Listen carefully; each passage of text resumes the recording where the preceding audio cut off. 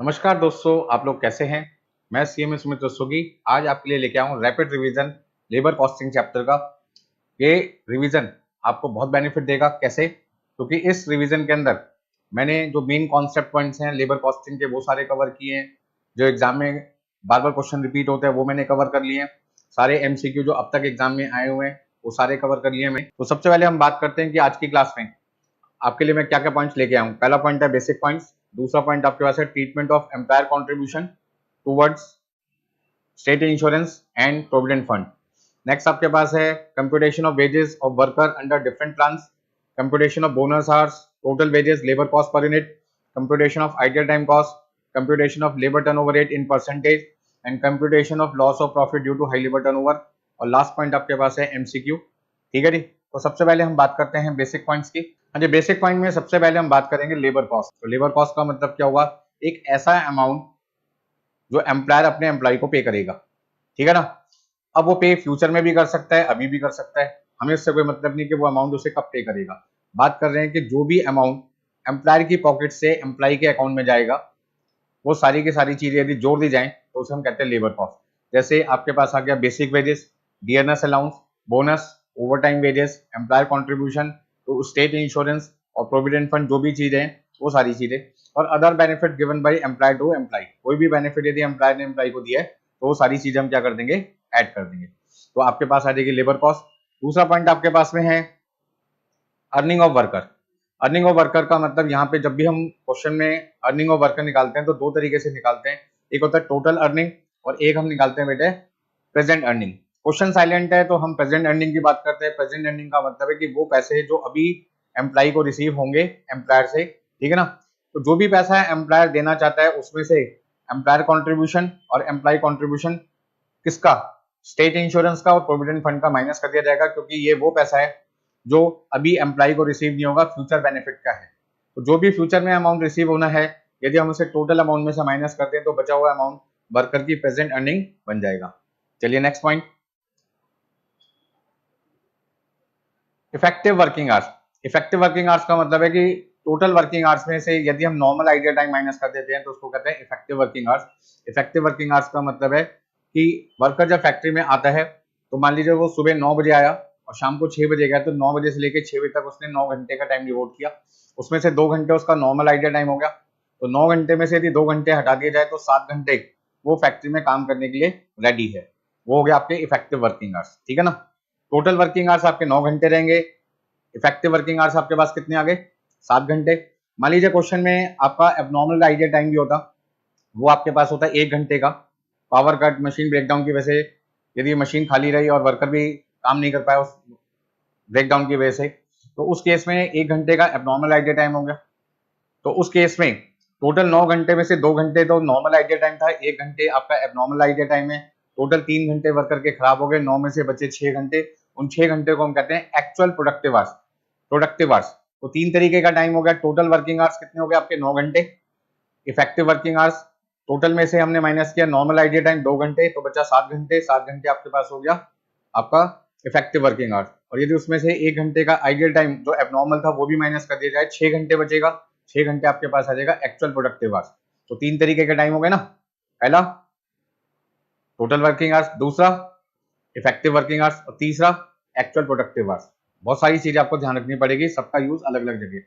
यदि आपसे एग्जाम में पूछा जाए लेबर कॉस्ट पर आवर बताओ, 1 घंटे की लेबर कॉस्ट जो एम्प्लॉयर है वो कस्टमर से कितनी चार्ज करेगा, तो यहाँ पे लेबर कॉस्ट पर आवर किसके पॉइंट ऑफ व्यू से निकाल रहे हैं,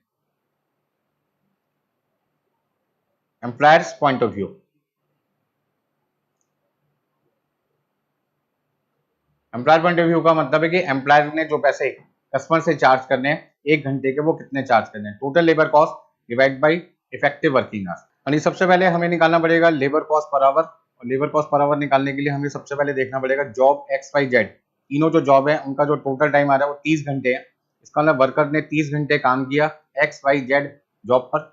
और यहाँ पर 1 घंटे की लेबर कॉस्ट कितनी है हमें नहीं मालूम। तो यदि 1 घंटे की लेबर कॉस्ट हमें क्वेश्चन में दे दी जाए 10 रुपए, 20 रुपए, 100 रुपए, कुछ भी हो सकती है, 100 रुपए दे रखे, तो हमें क्या करना पड़ेगा, जो भी टाइम है उसको 100 रुपए से क्या करना होगा, मल्टीप्लाई करना पड़ेगा। तो हमें पता चल जाएगा कि भाई लेबर कॉस्ट का पैसा पहली जॉब से 1000 रुपये चार्ज करना है, दूसरी जॉब से 600 रुपये चार्ज करना है और तीसरी जॉब से 1400 रुपये चार्ज करना है। बात समझ में आ गई। तो यदि हमारे को टोटल लेबर कॉस्ट पता है, सपोज करते हैं टोटल लेबर कॉस्ट हमारे पास है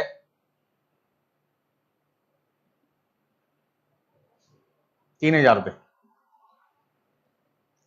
3000 रुपये का टोटल हमने खर्चा किया था, वर्कर को पे किया 3000 रुपये 30 घंटे के, जिसमें से 10 घंटे उसने एक्स वाली जॉब पे किया, 6 घंटे उसने वाई वाली जॉब पे टाइम डिवोट किया और 14 घंटे उसने काम किया जेड जॉब को पूरा करने में। तो हम उसके पैसे कस्टमर से चार्ज करेंगे 1000 रुपये, 600 रुपये और कितने 1400 रुपये। इस तरीके से लेबर कॉस्ट का डिस्ट्रीब्यूशन किया जाता है, मतलब कि हम अपोर्शनमेंट कर रहे हैं यहाँ पर। Calculate cost of abnormal ideal time. Abnormal ideal time into labour cost per hour, मतलब यदि आइडियल टाइम 1 घंटे का टाइम है, मान लो 1 घंटे आइडियल टाइम है और आपका 1 घंटे की लेबर कॉस्ट आपने 100 रुपये निकाली है, तो आइडियल टाइम कॉस्ट कितनी आ जाएगी आपकी 100 रुपये आ जाएगी। यदि आइडियल आज फॉर एग्जांपल 10 घंटे है तो ये अमाउंट कितना आ जाएगा आपका 1000 रुपये आ जाएगा। तो क्वेश्चन में देखना पड़ेगा कि आपका एबनॉर्मल आइडियल टाइम कितना है। सारे पॉइंट्स क्लियर हो गए, चलिए आगे चलते हैं। यानी अर्निंग ऑफ वर्कर पर आवर। अब यहाँ पे मैं जो कैलकुलेशन कर रहा हूँ वो किसके पॉइंट ऑफ व्यू से कर रहा हूँ, वर्कर के पॉइंट ऑफ व्यू से बात कर रहा हूँ, एम्प्लॉय पॉइंट ऑफ व्यू। तो एम्प्लॉय की कैलकुलेशन हम 2 तरीके से करते हैं, टोटल बेसिस के बेस पे या फिर हम प्रेजेंट बेसिस। तो यदि क्वेश्चन में लिखा है कि टोटल बेसिस बताइए, तो टोटल का मतलब है कि present earning plus future earning, मतलब जो भी कमाई वर्कर को आज होगी या फ्यूचर में होगी सबको क्या कर लो जोड़ लो। मान लो वर्कर को आज मिल रहे हैं 100 रुपये और कल मिलेंगे 20 रुपये, तो आज की अर्निंग हो गई 100 रुपये, कल की अर्निंग हो गई 20 रुपये, दोनों मिला के हो गए 120 रुपये। इस साल वर्कर को मिल रहे हैं 10,000 रुपये, अगले साल मिलेंगे 3000 रुपये, क्योंकि अगले साल उसकी रिटायरमेंट है, रिटायरमेंट पर उसको 3000 रुपये और मिलेंगे रिटायरमेंट बेनिफिट के, ठीक है ना। तो ऐसे केस में क्या हुआ, 10,000 प्लस 3000 कितना हो जाएगा 13,000, टोटल अर्निंग कितनी होगी 13,000 divide by total working hours, जितने भी वर्किंग आवर्स हैं। यहाँ पे ध्यान रखना कि वर्कर की कैलकुलेशन हम किसके बेस पे करते हैं, टोटल वर्किंग आवर्स के बेस पे करते हैं। वर्कर की कैलकुलेशन पर आवर हम किस पे करते हैं, टोटल वर्किंग आवर्स पे, क्योंकि वर्कर को कोई फर्क नहीं पड़ता कि फैक्ट्री में आने के बाद आपने काम किया या नहीं किया। वो कहता भी मैं तो सुबह 9 बजे आ गया और शाम को 6 बजे फैक्ट्री से जा रहा हूँ, तो मैंने तो फैक्ट्री के अंदर 9 घंटे डिवोट किए हैं, मुझे तो जो भी आप वेजेस पे करोगे वो 9 घंटे की पे करोगे, मुझे क्या फर्क पड़ता है कि 2 घंटे नॉर्मल आइडियल टाइम था, 1 घंटे अब नॉर्मल आइडियल टाइम है या 6 घंटे एक्चुअल प्रोडक्टिव आवर्स है, मुझे इससे कोई लेना देना नहीं है। मैंने तो 6 घंटे प्लस 2 घंटे प्लस 1 घंटे टोटल टाइम फैक्ट्री में कितना डिवोट किए 9 घंटे, तो मुझे तो पैसे किसके दो 9 घंटे के पैसे दो। मैंने कहा बात तो बिल्कुल सही कर रहे हो यार, तुम्हें तो पैसे 9 घंटे के मिलते हैं, तो जब डिवाइड 9 से ही करना पड़ेगा ना, ये चीज आपको ध्यान रखनी पड़ेगी। जब हम एम्प्लॉय के पॉइंट ऑफ व्यू से बात कर रहे हैं तो टोटल वर्किंग आवर से डिवाइड करेंगे, जब एम्प्लॉयर के पॉइंट ऑफ व्यू से बात करेंगे तो इफेक्टिव वर्किंग आवर से डिवाइड करेंगे, ठीक है ना भाई। बहुत सावधानी से काम करना है, किसके पॉइंट ऑफ व्यू से क्वेश्चन कैलकुलेट करना है, ये बहुत सावधानी से एग्जाम में पढ़ना पड़ेगा। प्रेजेंट बेसिंग, हाँ जी प्रेजेंट बेसिस। प्रेजेंट बेसिस का मतलब क्या कि फ्यूचर अर्निंग को कंसीडर नहीं करते। टोटल लेबर कॉस्ट मतलब जो पैसा एम्प्लॉय को देना चाहता है उसमें से एम्प्लॉयर कॉन्ट्रीब्यूशन और एम्प्लॉय कॉन्ट्रीब्यूशन दोनों क्या कर दो minus, divided by total working hours. आपके पास में टोटल वर्किंग आवर्स हैं वो 9 घंटे हैं, उस 9 घंटे के अंदर आपके पास में 2 घंटे मैंने कहा था नॉर्मल आइडियल टाइम है, 1 घंटे आपके पास में एबनॉर्मल आइडियल टाइम है, ऐसा भी हो सकता है या उल्टा ले लेते हैं। मान लीजिए नॉर्मल आइडियल टाइम 1 घंटे का है, एबनॉर्मल आइडियल टाइम 2 घंटे का है और एक्चुअल प्रोडक्टिव आवर्स आपका 6 घंटे का है, तो टोटल वर्किंग आवर्स आपके पास कितना आ जाएगा 9 घंटे। यदि नॉर्मल आइडियल टाइम 1 घंटे का है, एबनॉर्मल आपके पास में है 2 घंटे का, एक्चुअल प्रोडक्टिव आवर्स 6 घंटे का है, तो टोटल आइडियल टाइम और एक्चुअल प्रोडक्टिव आवर्स को मिलाकर टोटल वर्किंग आवर्स आ जाएंगे 9 घंटे, ठीक है ना। मान लीजिए 9 घंटे के हम वर्कर की जो प्रेजेंट अर्निंग है वो 180 रुपए, 180 रुपए प्रेजेंट अर्निंग है, तो 180 को 9 घंटे से हमने डिवाइड किया, कितना आ जाएगा 20 रुपए पर आवर। कोई दिक्कत इसमें किसी को? हाँ जी, ओवर टाइम वेजेस यदि आपको कंप्यूट करना है तो सबसे पहले क्वेश्चन में आपको फॉर्मूला देखना पड़ेगा। जनरली जो ओवर टाइम निकाला जाता है वो निकाला जाता है basic plus DA divided by total hours into double rate into over time rate, ठीक है ना। तो basic wages plus DA divide by total hours into double rate. यदि क्वेश्चन साइलेंट है कि कितने टाइम्स हमने ओवर टाइम दिया तो हम डबल को प्रेफर करते हैं 2 times into over time hours, मतलब जितने घंटे वर्कर ने ओवर टाइम किया। बोनस प्लान, यहाँ पे बोनस का मतलब क्या है, वर्कर को कहा भाई तेरे को 10 घंटे फैक्ट्री में काम करना है, 100 यूनिट बनानी है और उसने 120 यूनिट बना दी, इसका ना वर्कर ने अपनी एफिशिएंसी इंप्रूव की जिसकी वजह से 10 घंटे में 100 यूनिट की जगह उसने 120 यूनिट बना दी, 20 यूनिट ज्यादा बनी, पैसे तो उसको 10 घंटे के मिल रहे हैं और वो काम 100 की जगह 120 यूनिट कर रहा है, तो कहीं ना कहीं लेबर कॉस्ट पर यूनिट क्या हो जाएगी, कम, क्योंकि पैसे तो उसको 10 घंटे के मिल रहे थे, डिवाइड करना था 100 से, अब आप डिवाइड करोगे 120 यूनिट से, तो पर यूनिट लेबर कॉस्ट क्या हो जाएगी, कम। ऐसे में एम्प्लॉयर का फर्ज बनता है कि वर्कर यदि एफिशिएंटली काम कर रहा है तो उसको मोटिवेट करने के लिए हम उसकी जितनी अर्निंग बनती है उससे ज्यादा पैसे उसको पे करें। तो जितनी अर्निंग वर्कर की बनती है, जो उससे ज्यादा पैसा वर्कर को मिल रहा है, तो जितना पैसा वर्कर को ज्यादा मिल रहा है आप उसको कहते हैं बोनस, टाइम के बेस पे, मतलब टाइम सेव। और दूसरा आपके पास है एक्स्ट्रा प्रोडक्शन।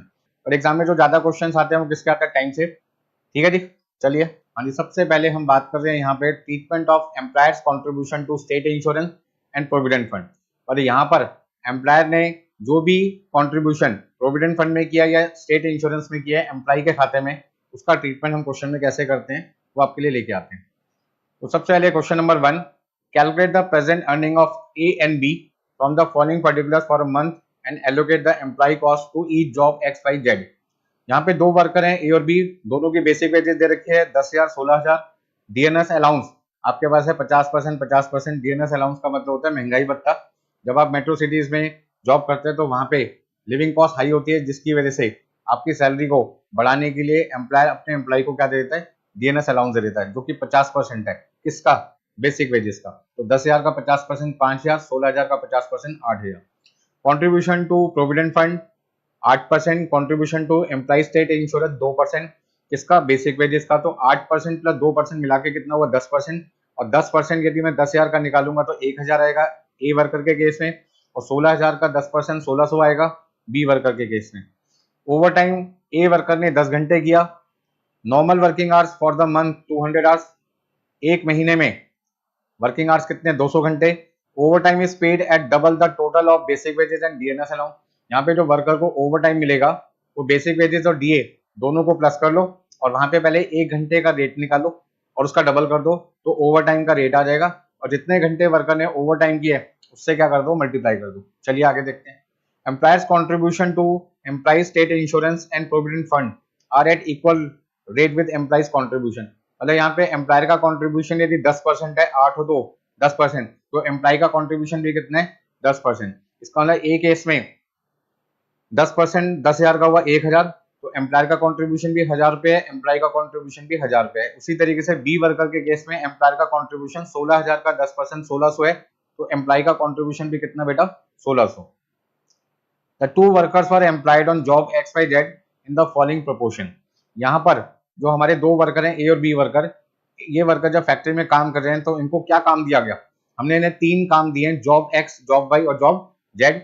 जिसमें जॉब एक्स में वर्कर ए ने अपना 50% टाइम डिवोट किया, वाई ने 25% और जेड ने कितना, 25%। हाँ जी, जो भी वेजेस हम ए को देंगे उसका 50% एक्स पे, 25% वाई पे और 25% जेड पे हमें चार्ज करना पड़ेगा।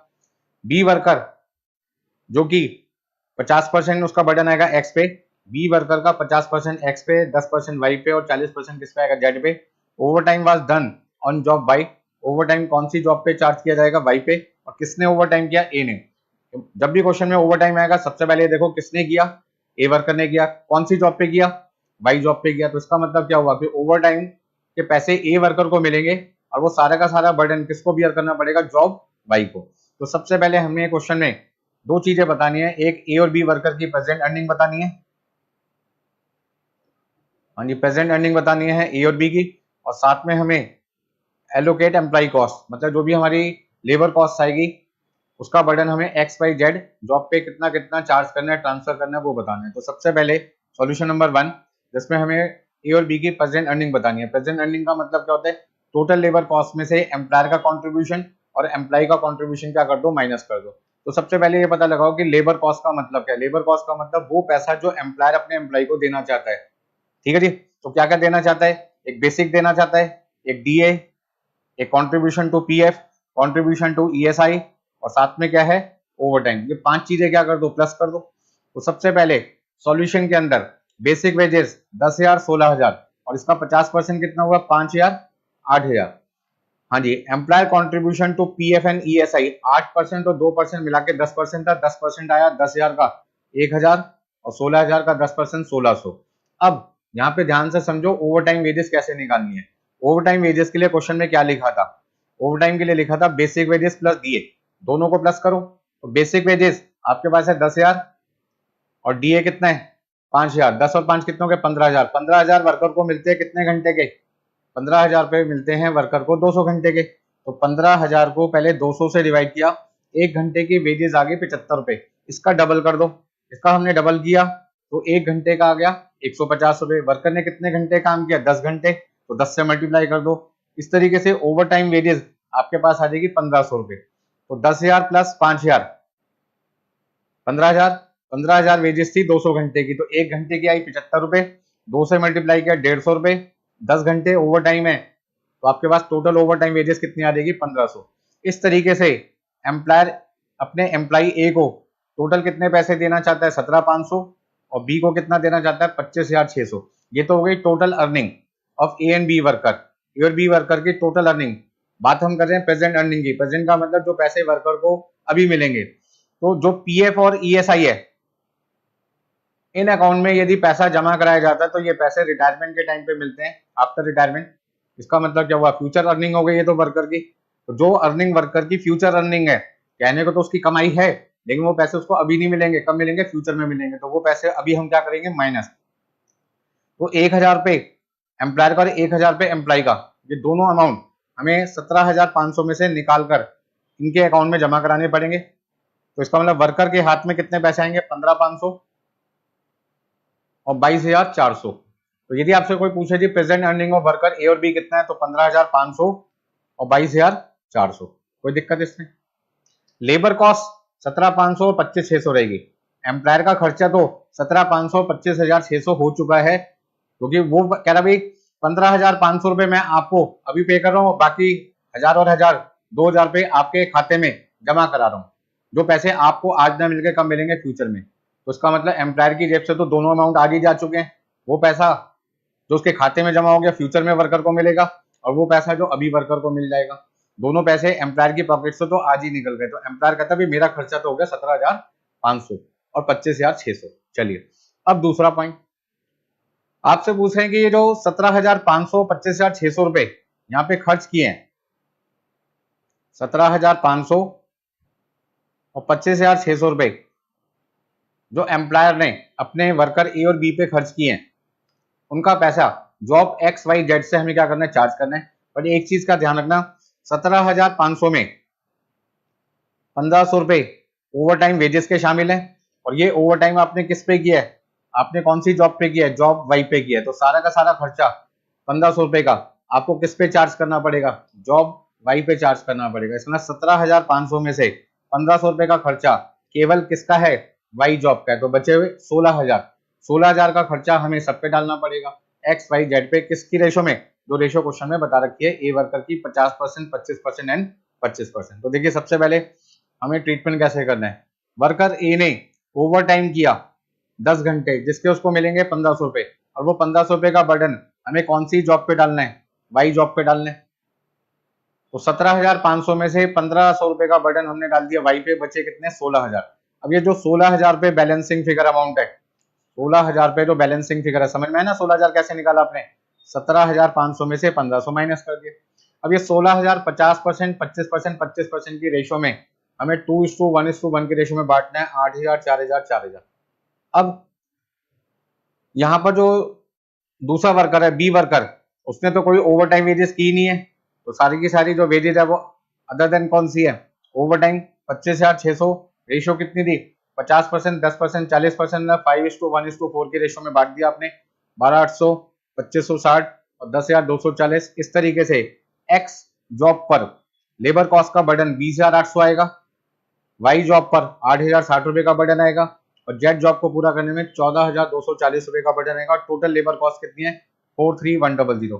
तो हम ऐसा कह सकते हैं कि जो पहली जॉब है एक्स, उसकी लेबर कॉस्ट के पैसे कस्टमर एक्स से 20,800 रुपए लेने हैं, जिसमें 8,000 रुपए हमें ए वर्कर के लेने और 12,800 बी वर्कर के लेने। बात समझ में आ गई। ऐसी जॉब नंबर जो वाई है, उसकी total labour cost Y customer से हमें 8,060 रुपए लेने, जिसमें से ए वर्कर के 1,500 प्लस 4,000 5500 रुपए लेने, और बी वर्कर के 2,560 रुपए लेने। बात समझ में आ गई होगी सबको। चलिए जी, बड़ा सिंपल क्वेश्चन था, कोई दिक्कत नहीं है। आगे चलते हैं फटाफट से। हाँ जी, नेक्स्ट पॉइंट आपके सामने आ रहा है computation of total wages under different plans. Different plans का मतलब है कि यहाँ पर जो एम्प्लॉयर है वो अपने वर्कर को, एम्प्लॉय को जो वेजेस पे करना चाहता है वो प्लान के अकॉर्डिंग पे करना चाहता है। अब प्लान क्यों आए वो सारी बातें अभी समझेंगे। हाँ जी, सबसे पहले हम बात करते हैं कि भाई जो वर्कर हमारी फैक्ट्री में काम करने के लिए आया है, सपोज करते हैं वो काम उसको 10 घंटे में पूरा करने के लिए दिया हमने, लेकिन उसने वो काम कर दिया 8 घंटे में। तो बताइए, यदि 10 घंटे वाला काम वर्कर 8 घंटे में पूरा कर दे तो क्या उसने समझदारी से काम किया? बोलो भाई। तो ऐसे में जो वर्कर है उसके 2-3 दोस्त साथ में खड़े थे, वो कहते तू पागल है बिल्कुल यार, तूने 10 घंटे वाला काम 8 घंटे में किया, 1 घंटे के 10 रुपए मिलते, यदि 10 घंटे काम करता तो तेरे को 100 रुपए मिलते। अब तूने 8 घंटे में काम कर दिया तो तेरे को 80 रुपए मिलेंगे, तेरे को तो 20 रुपए का क्या हो गया नुकसान। ये सारे कौन बोल रहे हैं? जो उसके फ्रेंड्स थे कि भाई तू तो पागल है, 10 घंटे वाला काम 8 घंटे में किया। तो वर्कर कहता है मैं पागल नहीं हूं, तुम सब लोग पागल हो। कैसे? वो कहता है 2 घंटे जो काम मैंने जल्दी कर दिया, अब मैं 2 घंटे खाली थोड़ी बैठूंगा, 2 घंटे में कहीं और काम करूंगा इसी फैक्ट्री के अंदर, और वहां पे भी तो मुझे 2 घंटे के 10 रुपए के हिसाब से कितने रुपए मिल जाएंगे? 20 रुपए। तो इस जॉब के तो 80 रुपए मिलेंगे, और जो दूसरी जॉब में 2 घंटे पूरा करूंगा उसके भी मुझे 20 रुपए मिलेंगे। 100 रुपए तुम्हें भी मिल रहे थे, 100 रुपए मुझे भी मिल रहे हैं। लेकिन 10 घंटे वाला काम मैंने 8 घंटे में किया, मैंने 2 घंटे एम्प्लॉयर के बचाए। तो मैं एम्प्लॉयर के पास जाऊंगा कि देखिए मेरी वजह से आपको इस जॉब की 100 रुपए पे करने थे, 80 रुपए आप मेरे को दे रहे हो, आपको मेरी वजह से 20 रुपए का फायदा हुआ। एक काम करो, 20 रुपए में 1 रुपए तुम रख लो, 19 रुपए मुझे दे रहे हो, तो भी तुम्हें 1 रुपए का फायदा है। एम्प्लॉयर कहता है बड़ा शाना बन रहा तू भाई, तू 1 रुपए रख ले, 19 रुपए मैं रखता हूं। तो ऐसे में दोनों में झगड़ा हो गया। तो झगड़े को सॉल्व करने के लिए हमें डिफरेंट प्लान का यूज करना पड़ता है, और उस प्लान में पहले प्लान का नाम है हलसे प्लान और दूसरे प्लान का नाम है रोवन प्लान। यदि यहाँ पे वर्कर कम समय में काम को पूरा कर रहा है, क्वालिटी मेंटेन रख रहा है, कोई कमी नहीं है, जैसे काम 10 घंटे में होता था वैसे काम उसने 8 घंटे में किया, कोई क्वालिटी कोई लॉस नहीं है, सब कुछ वैसे ही है जैसे होना चाहिए था। बट इससे फायदा क्या हुआ? एम्प्लॉयर को भी, और फायदा किसको होगा? एम्प्लॉय को भी। तो एम्प्लॉयर उस 20 रुपए को कैसे डिस्ट्रीब्यूट करे, एम्प्लॉयर कैसे उस 20 रुपए को दोनों के बीच में डिस्ट्रीब्यूट करे कि उसको भी फायदा हो उसको भी फायदा हो। तो उसके लिए 2 प्लान आ गए, एक रोवन प्लान, दूसरा कौन सा आपका? हलसे प्लान। हलसे प्लान के हिसाब से वर्कर ने 2 घंटे के 10 रुपए के हिसाब से 20 रुपए सेव किए, तो एम्प्लॉयर कहता है 50% 10 रुपए तुम्हारा और बाकी का 50% 10 रुपए मेरा। दूसरा case Rowan plan. Rowan plan क्या कहता है? यदि आपने 10 घंटे वाला काम 8 घंटे में कर दिया तो आपने 2 घंटे सेव किया, और 10 रुपए के हिसाब से आपने 20 रुपए बचाए। तो आपको यहाँ पर जो पैसे मिलेंगे बोनस के 20 और 8/10 करोगे तो यहाँ पे आपके पास आ जाएगा 16 रुपए। इसका मतलब वर्कर को जो बोनस मिलेगा वो मिलेगा 80%। 8 घंटे 10 घंटे का, 8 घंटे 10 घंटे का कितना हुआ? 80%। और यहाँ पे फ्लैट कितना है? 50%, आधा तेरा आधा मेरा।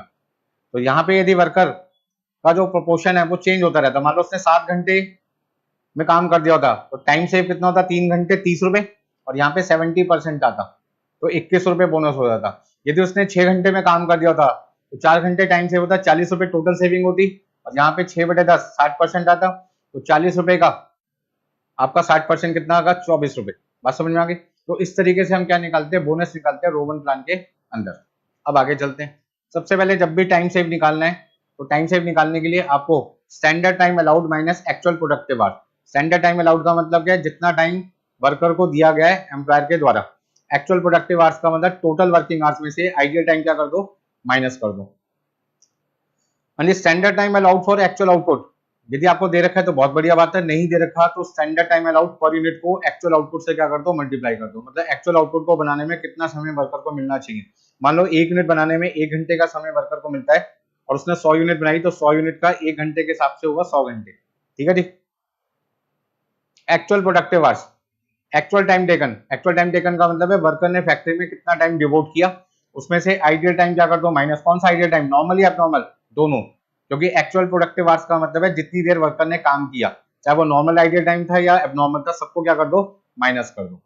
मतलब आइडियल टाइम में नॉर्मल आइडियल टाइम भी आ जाएगा और एबनॉर्मल आइडियल टाइम भी आ जाएगा, दोनों के दोनों क्या हो जाएंगे? माइनस हो जाएंगे। हाँ जी, एटीटी का फुल फॉर्म क्या है? एटीटी का फुल फॉर्म है एक्चुअल टाइम टेकन। यहाँ पे एक्चुअल टाइम टेकन लिखना है आपको। हाँ जी, actual time taken is equal to होता है टोटल वर्किंग आवर्स। तो एटीटी का फुल फॉर्म क्या हो गया? एक्चुअल टाइम टेकन, जिसका दूसरा नाम होता है टोटल वर्किंग आवर्स, जिसका मतलब है वर्कर ने कितना टाइम फैक्ट्री में डिवोट किया। देखिए भाई क्वेश्चन नंबर 2 आपके सामने आ गया। Mohan and Sohan are two workers who produce the same product using the same material. यहाँ पे दो वर्कर काम कर रहे हैं, मोहन और सोहन, हमारी फैक्ट्री के अंदर। दोनों सेम प्रोडक्ट बनाते हैं सेम मटेरियल से। इसका मतलब मटेरियल भी सेम है, वर्कर भी अलग अलग है, लेकिन यहाँ पे प्रोडक्ट क्या सेम। तो same product same material. The normal wages rate is also same. Mohan is paid bonus according to Rowan plan. Mohan को बोनस किसके अकॉर्डिंग मिल रहा है, रोबन के हिसाब से। और सोहन को जो बोनस मिल रहा है वो किसके हिसाब से मिल रहा है, हालसे प्लान के हिसाब से मिल रहा है। अच्छी बात है, दोनों को अलग अलग प्लान के हिसाब से मिल रहा है। Time allowed to make the product is 1000 hours. दोनों वर्कर को एक 1000 घंटे मिले हैं प्रोडक्ट को बनाने में, जिसमें पहले वर्कर ने 600 घंटे में काम किया और दूसरे वर्कर ने 800 घंटे। The factory overhead rate is ₹10 पर मैन आवर एक्चुअली वर्क। मतलब जितने घंटे वर्कर ने काम किया उसको 10 रुपए से मल्टीप्लाई कर देंगे तो आपका फैक्ट्री ओवरहेड का खर्चा आ जाएगा। तो पहले वर्कर ने काम किया 600 घंटे और दूसरे वर्कर ने काम किया 800 घंटे। अच्छा, इस पूरे क्वेश्चन में कहीं पर भी मुझे आइडियल टाइम दिखाई नहीं दे रहा। इसका मतलब आपका जो एक्चुअल प्रोडक्टिव आवर्स है वो आपका एक्चुअल टाइम टेकन के इक्वल होगा, क्योंकि आइडियल टाइम क्वेश्चन में है ही नहीं। और जब आइडियल टाइम नहीं होता तो वर्कर जितने घंटे फैक्ट्री में काम करने के लिए आया था वो था 600 घंटे, और उसका एक्चुअल प्रोडक्टिव आवर्स भी कितना है, 600 घंटे। ठीक है ना, 800 घंटे काम किया तो 800 घंटे। चलो, अब क्वेश्चन में आपको ये बता रखा है जो आपकी फैक्ट्री कॉस्ट है। हाँ जी, फैक्ट्री कॉस्ट के अंदर तीन चीज आती हैं, एक मटेरियल कॉस्ट, दूसरा लेबर कॉस्ट और तीसरा फैक्ट्री ओवरहेड। उन तीनों का सम पहले वर्कर का कितना है 72,800 और दूसरे वर्कर का कितना है 76,000।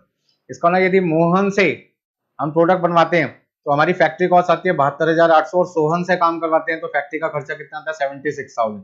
यदि आपसे पूछा जाए कौन सा वर्कर एफिशिएंट वर्कर है तो हमारे लिए मोहन है, क्योंकि उससे काम करवाने पर प्रोडक्ट तो सेम बनेगा ही, लेकिन हमारी जो लेबर कॉस्ट है, जो हमारी फैक्ट्री ओवरहेड कॉस्ट है, वो दोनों क्या आएगी, हमारी फैक्ट्री ओवरहेड और लेबर कॉस्ट दोनों कम आएगी। क्योंकि यहाँ पे मोहन काम कर रहा है 600 घंटे और ये काम कर रहा है 800 घंटे, तो एक घंटे का फैक्ट्री का खर्चा 10 रुपए के हिसाब से 600 घंटे का 6,000 रुपए और 800 घंटे का 8,000 रुपए। तो इसका ना फैक्ट्री ओवरहेड का खर्चा भी मोहन के केस में कम आएगा। लेबर कॉस्ट भी क्या आएगी, देखते कम आती है ज्यादा आती है, कहाँ क्या आती है। तो यदि आपसे क्वेश्चन में पूछा जाए कौन सा वर्कर मोर एफिशिएंट है तो आपका आंसर होगा जिसकी फैक्ट्री कॉस्ट कम होगी वर्कर की, वो आपका एफिशिएंट वर्कर है, क्योंकि यहाँ पर मटेरियल कॉस्ट तो सेम है और प्रोडक्ट की क्वालिटी प्रोडक्ट भी क्या सेम है। तो जब सेम प्रोडक्ट दो वर्कर से बनवाया जाए अलग अलग तो जिसकी फैक्ट्री कॉस्ट कम आएगी वो मोर एफिशिएंट वर्कर है। यदि एग्जाम में पूछा जाए तो आपको आंसर मोहन का लिखना होगा। अच्छा, you are required to find normal wages rate. आपको बेटा क्या बताना है, नॉर्मल वेजेस रेट बताना है। एक आपको मटेरियल कॉस्ट बतानी है और एक आपको बताना है फैक्ट्री कॉस्ट। अब बताइए हम क्वेश्चन को कैसे सॉल्व करें। हाँ जी, सबसे पहले क्वेश्चन को समझो। यदि मुझे फैक्ट्री कॉस्ट निकालनी है तो फैक्ट्री कॉस्ट निकालने के लिए मुझे क्या चाहिए, मटेरियल कॉस्ट, दूसरा मुझे क्या चाहिए, लेबर कॉस्ट, और तीसरा मुझे क्या चाहिए, फैक्ट्री ओवरहेड चाहिए। अच्छा, यहाँ पे वर्कर कौन है, एक मोहन है और एक आपका सोहन है। फैक्ट्री का खर्चा एक घंटे का कितना है 10 रुपए, तो 600 घंटे का कितना हुआ 6,000 रुपए और 800 घंटे का कितना हुआ 8,000 रुपए। अब मुझे क्वेश्चन में ना तो मटेरियल कॉस्ट पता है ना लेबर कॉस्ट, बट मुझे ये पता है कि मटेरियल का खर्चा दोनों वर्कर के सेम आता है।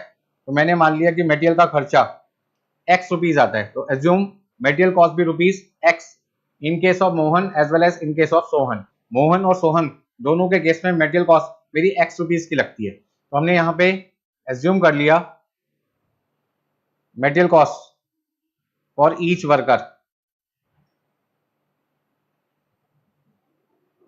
बी रुपीज x मान लिया। ठीक है जी, चलो अब लेबर कॉस्ट की बात करते हैं। ये तो पहला पॉइंट हो गया। हाँ जी, लेबर कॉस्ट निकालने के लिए हमें सबसे पहले क्या देखना पड़ेगा, एक हमें वर्कर को देना पड़ेगा बेसिक वेजेस और एक हमें वर्कर को देना पड़ेगा बोनस। अब पॉइंट यहाँ पर यह आता है कि पहले केस में वर्कर को हमने कौन सा प्लान यूज करना है, रोवन प्लान है। तो रोवन प्लान के हिसाब से हाँ जी, जो हमारा मोहन वर्कर है इसको मिलता है रोवन प्लान के हिसाब से पैसा।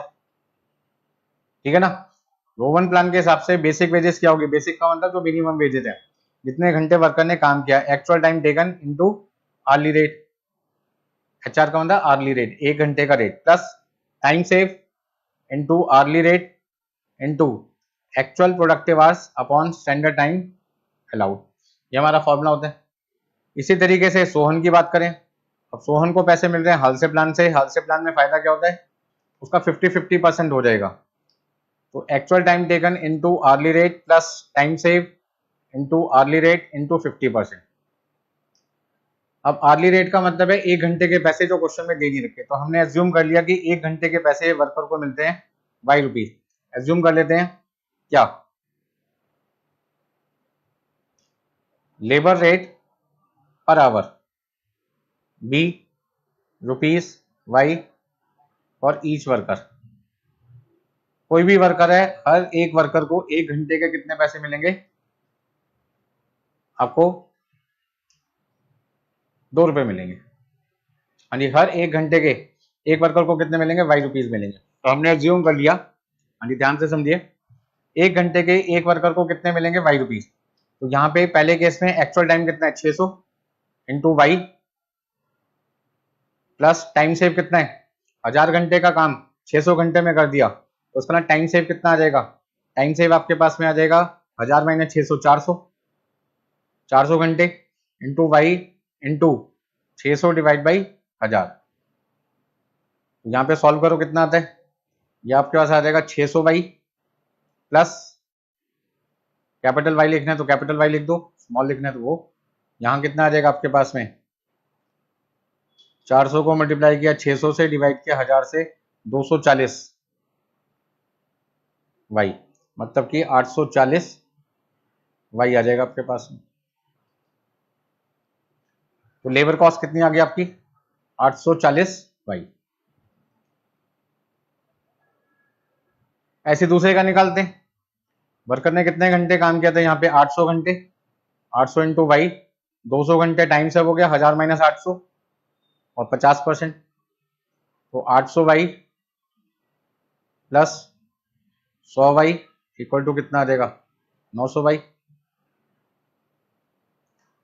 अब यदि हम सबको प्लस कर दें तो हमारे पास जो फैक्ट्री कॉस्ट है वो कितनी आ जाएगी, एक काम करते हैं सब जगह कैपिटल वाई रखते हैं, ठीक है ना। तो यहाँ कितना आ जाएगा, x प्लस 840 वाई प्लस 6000, ऐसे यहाँ आ जाएगा x प्लस 900 वाई प्लस 8000। हाँ जी, कोई दिक्कत इसमें किसी को। तो हमारे पास में दोनों वर्कर की फैक्ट्री कॉस्ट आ गई, जबकि फैक्ट्री कॉस्ट तो हमें क्वेश्चन में गिवन है, ये जो फैक्ट्री कॉस्ट है वो क्वेश्चन में कितनी गिवन है, 72,800, और ये हमारे पास जो फैक्ट्री कॉस्ट गिवन है वो है 76,000। एक बार क्वेश्चन में देख लेते हैं, एक जगह 72,800 और एक जगह कितनी है, 76,000।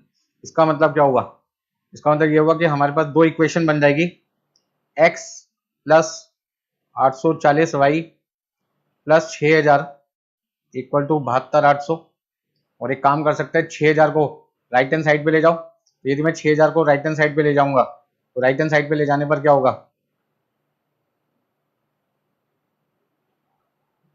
हाँ जी, ये कितना आ जाएगा आपके पास में, 66,800। हाँ जी, 72,800 में से मैंने माइनस कर दिया 6000, 66,800 इक्वेशन नंबर 1 हो गई। ऐसी दूसरी इक्वेशन देखो, x plus 900 Y plus 8000 equal to 76,000। तो यहाँ पे आ जाएगा x plus 900 Y equal to 68,000। अब दोनों इक्वेशन को सॉल्व कर लो, इक्वेशन 2 में से इक्वेशन 1 को माइनस कर दो, सब्ट्रैक्ट इक्वेशन 1 फ्रॉम इक्वेशन 2। यदि मैं इक्वेशन 1 को इक्वेशन 2 में से माइनस कर दूं तो क्या होगा, देखो यहाँ पर x plus 900 Y equal to 68,000, ये मेरी इक्वेशन 2 है और इसमें से मैं इक्वेशन 1 को माइनस कर रहा हूं।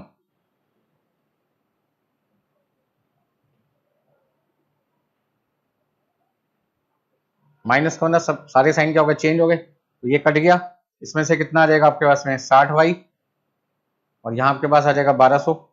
तो y की वैल्यू कितनी आ जाएगी, 1200 डिवाइड बाई 60 इक्वल टू 20। तो इस तरीके से वेज रेट पर लेबर आर ईच वर्कर का कितना आ जाएगा, 20 रुपए आ जाएगा। मतलब हर एक वर्कर को 1 घंटे के, चाहे वो मोहन हो चाहे वो सोहन हो, एम्प्लॉयर कितना देगा, 20 रुपए देगा। ठीक है जी। अब किसी भी इक्वेशन में y की वैल्यू 20 पुट कर दो तो x का आंसर आ जाएगा। यदि मैं 20 रुपए पहली इक्वेशन में पुट कर दूं तो कितना आ जाएगा, 840 को 20 से मल्टीप्लाई करूंगा, मेरे पास आ जाएगा 16,800।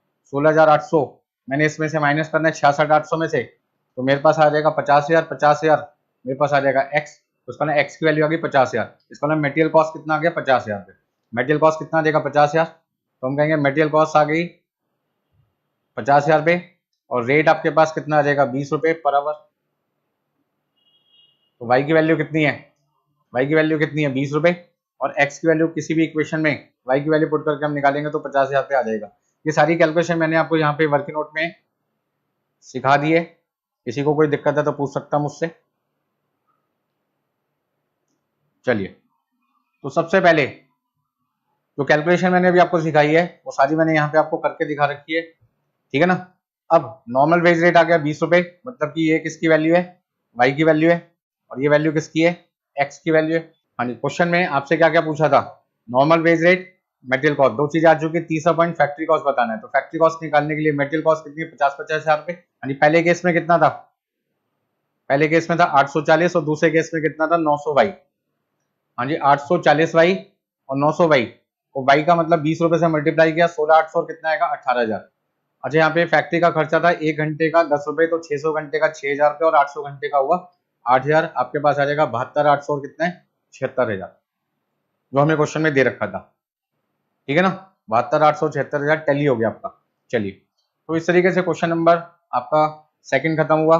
नेक्स्ट देखिए, computation of bonus hours, over time wages, total wages and labour cost per unit. यानी नेक्स्ट क्वेश्चन बेटा शुरू कर रहे हैं आपके लिए क्वेश्चन नंबर 3, जिसमें लिखा है the existing incentive system of Sissy Limited is as under normal working week 5 days of 8 hours each plus 3 late shift of 3 hours each.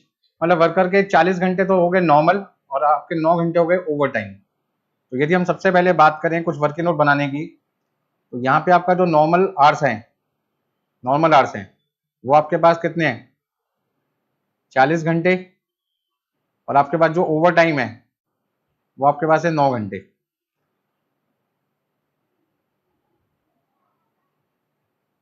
ठीक है जी, तो इस तरीके से वर्कर का जो टोटल टाइम है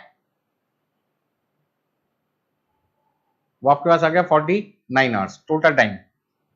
टोटल आवर्स वर्कर के यदि वो ओवर टाइम करता है तो 49 आवर्स आते हैं। अच्छा, यहाँ 1 घंटे के कितने पैसे मिलते हैं 160 रुपए, और यहाँ 1 घंटे के मिलते हैं 225 रुपए। तो यदि मैं 40 घंटे को मल्टीप्लाई करूं 160 से तो मेरे पास आएगा 6400 रुपए, और यहाँ पे यदि 9 घंटे को 225 से मल्टीप्लाई करूं तो 2025 रुपए। मतलब आपके पास टोटल अमाउंट आ जाएगा 8,425 रुपए टोटल वेजेस 49 आवर्स की। In order to increase output and eliminate overtime, it was decided to switch on a system of payment by result. The following information is obtained. Time rate as usual 160 रुपये पर hour. अब ये चाहते हैं कि जो हमारे वर्कर फैक्ट्री में ओवर टाइम कर रहे थे वो ओवर टाइम ना करें, बल्कि यहाँ पे वर्कर को हम पेमेंट बाय रिजल्ट के हिसाब से पेमेंट करना चाहते हैं, कि मतलब वर्कर कहीं ना कहीं या तो हमें रोबन हाल से के हिसाब से पैसे ले, या फिर वो हमारी परफॉर्मेंस को इंक्रीज करे और कम समय में ज्यादा आउटपुट बनाए, और हम उसको पीस रेट के हिसाब से पैसा दें। मतलब कहीं ना कहीं जो पेमेंट बाय रिजल्ट होता है उसका मतलब है कि वर्कर अपनी एफिशिएंसी को क्या करे, इंक्रीज करे। ऐसे में लिखा है बेसिक टाइम अलाउड 15 आर्टिकल्स के लिए 5 घंटे हैं। पीस वर्क रेट है at 20% to basic piece rate, और यहाँ पे जो प्रीमियम बोनस है वो एट 50% टू टाइम है। अब कहने का मतलब क्या हुआ क्वेश्चन के अंदर, prepare a statement showing hours work, weekly earning, number of articles produce and labour cost per unit. मतलब आपको यहाँ पे 4 चीजें बतानी है, कितने घंटे वर्कर ने काम किया, उसकी अर्निंग कितनी है एक हफ्ते की, कितनी क्वांटिटी उसने बनाई, और 1 यूनिट की लेबर कॉस्ट कंपनी को कितनी पड़ी, कौन से मेथड से, existing time rate, set piece rate, Rowan system और हल्से सिस्टम। तो पहला पॉइंट तो आपके पास आ गया एग्जिस्टिंग सिस्टम का। अब दूसरी बात करते हैं, स्टैंडर्ड टाइम अलाउड कितना है यहाँ पर, standard time allowed for actual output. ध्यान से समझो, नीचे लिखा हुआ है एज्यूम करो 135 यूनिट वर्कर ने प्रोड्यूस किया 40 घंटे में, तो एक्चुअल टाइम टेकन तो आपके पास आ जाएगा 40 घंटे। अब ध्यान दीजिए, 5 घंटे वर्कर को मिलते हैं 15 यूनिट बनाने के लिए, जिसमें 50% उन्होंने कहा भी एक्स्ट्रा टाइम दो, तो उसका मतलब 5 घंटे प्लस 50% आपके पास आ गया 7.5 घंटे। कितनी यूनिट बनाने के लिए? 15 यूनिट बनाने के लिए। हमने बनाई है 135 यूनिट, तो 135 यूनिट से भैया आप क्या कर दो, मल्टीप्लाई कर दो।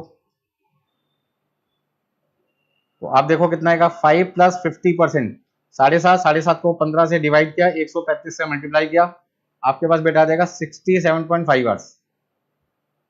और उसमें से एक्चुअल प्रोडक्टिव आवर्स जो कि एक्चुअल टाइम टेकन के बराबर है, क्योंकि आइडल टाइम क्वेश्चन में नहीं है, 40 घंटे, और आपके पास जो टाइम सेव है वो 27.5 घंटे आ जाएगा।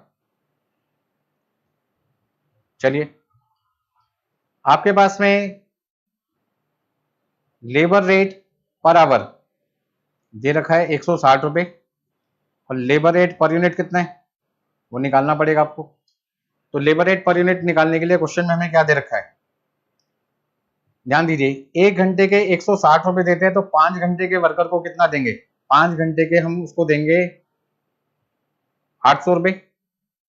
160 को 5 से मल्टीप्लाई करेंगे, 800 रुपए प्लस 20%, और ये पैसे उसे कितनी यूनिट बनाने के मिलेंगे, 15 यूनिट बनाने के मिलेंगे। तो हमने क्या किया, 800 प्लस 20%, आपके पास आ जाएगा 960, और 960 को आपने डिवाइड किया 15 से, तो आपके पास एक यूनिट का रेट आ जाएगा 64 रुपीज। अब क्वेश्चन में ध्यान दीजिए, हमें यहाँ पे जो वेजेस निकालनी है एग्जिस्टिंग टाइम रेट के हिसाब से निकालनी है, सेट पी सेट के हिसाब से निकालना है, रोवन और हॉल से, रोवन प्लान के हिसाब से, हल से प्लान के हिसाब से हमें चारों आंसर्स निकालने हैं। यहाँ पर कैसे कैसे निकालते हैं, तो पहला आंसर तो मैं यहाँ पे निकाल ही चुका हूँ, existing time rate, existing total wages आपके पास आ गई 8,425 रुपए, कितने घंटे की, 49 घंटे की, ठीक है ना। अब सबसे पहले देखिए हमारे पास में पहला पॉइंट, एग्जिस्टिंग टाइम रेट के हिसाब से वेजेस कितनी थी, 8,425 रुपए, ठीक है ना। दूसरा, हाँ जी, स्ट्रेट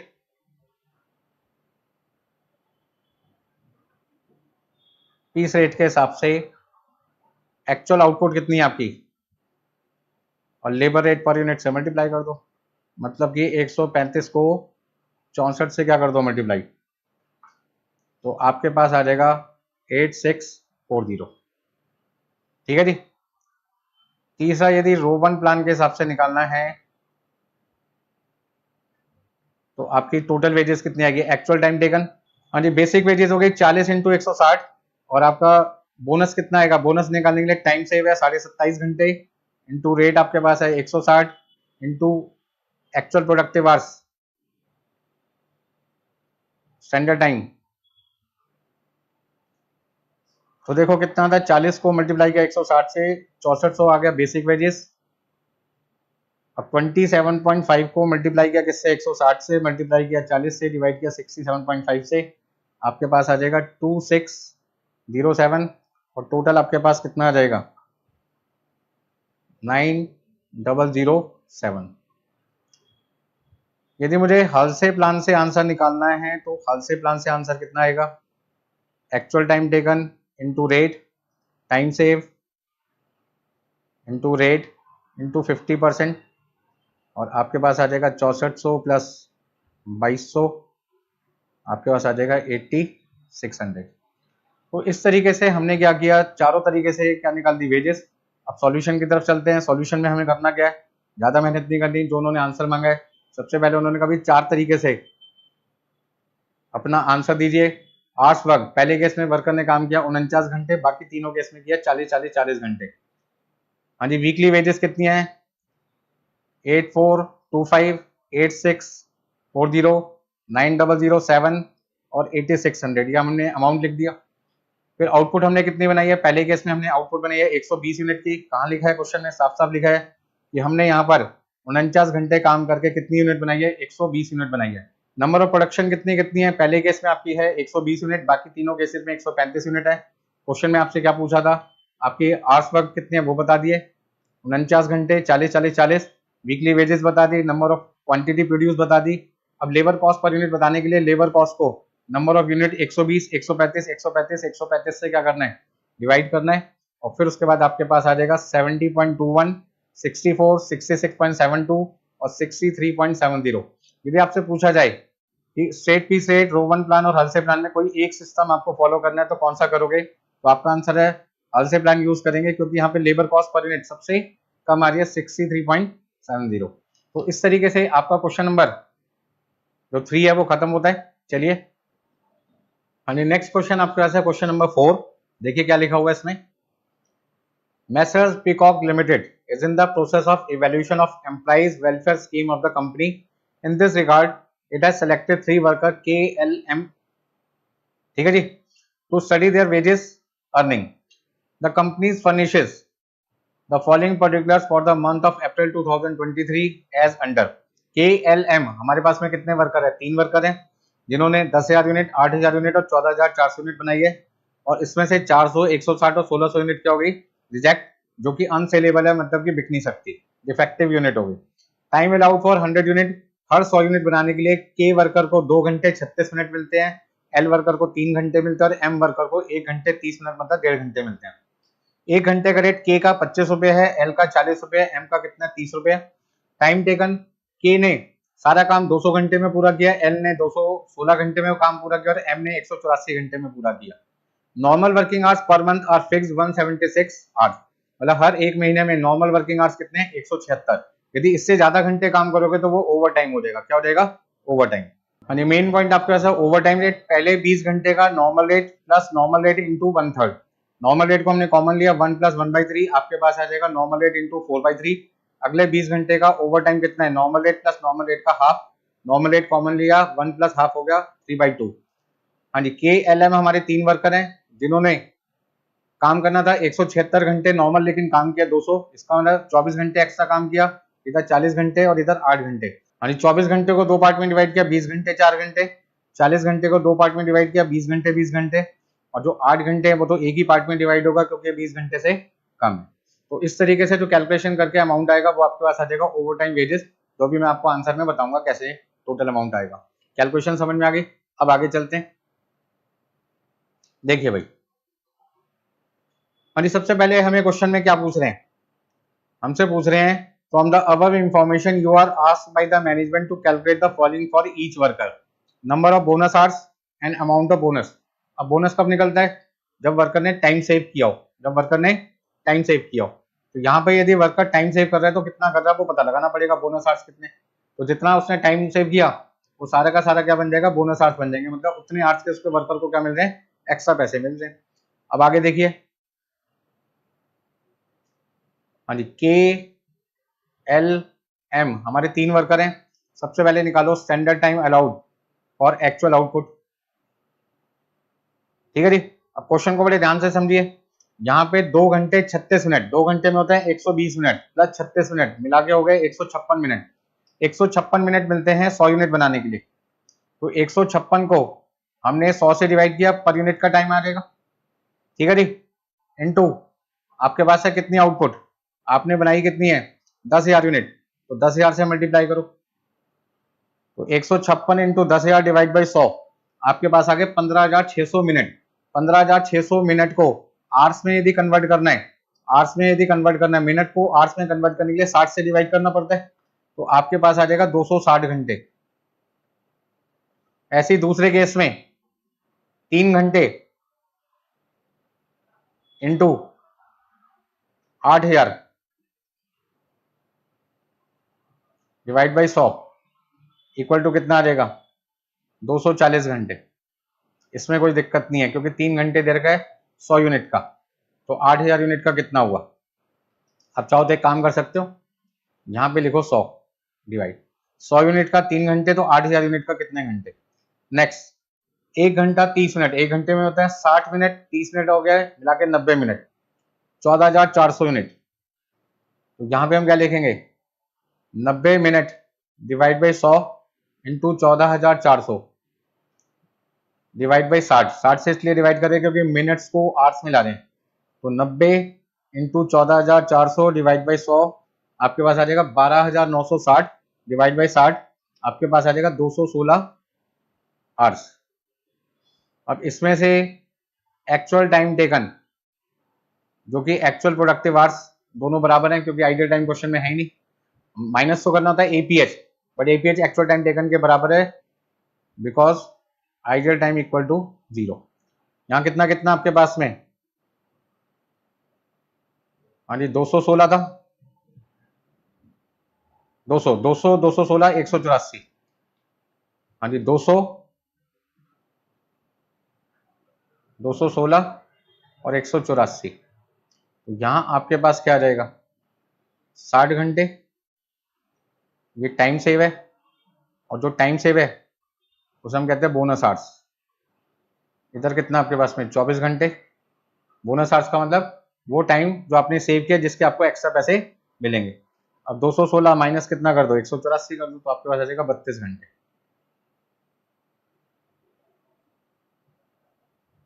हाँ जी, कोई दिक्कत इसमें? तो सारे वर्किंग नोट्स हैं जो आपको समझने पड़ेंगे। अब आगे चलते हैं क्वेश्चन में। सॉल्यूशन तो मैंने आपके लिए करके रखा हुआ है।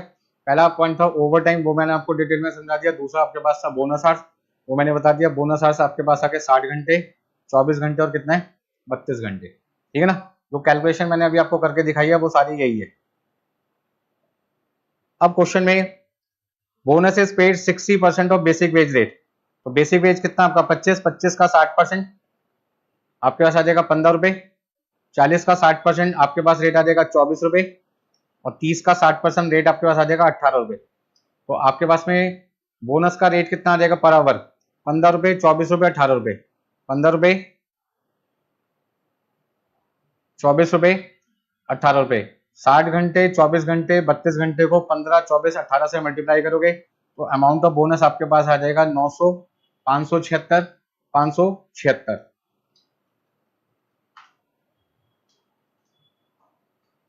ठीक है जी। हाँ जी, ओवर टाइम वेजेस अभी जो मैंने आपको कैलकुलेट करके बताया था, ये कैलकुलेशन और ये कैलकुलेशन, इन दोनों का टोटल करो, इन दोनों का टोटल करो और ये अमाउंट निकालो, तो आपके पास में ओवर टाइम का अमाउंट आ जाएगा। तो आपके पास कैलकुलेशन करने पे जो अमाउंट आएगा 816.67, 2266.67 और 320 रुपए। तो इस तरीके से आपके पास क्या आ जाएगा, बोनस का अमाउंट आ गया, ओवर टाइम वेजेस आ गई।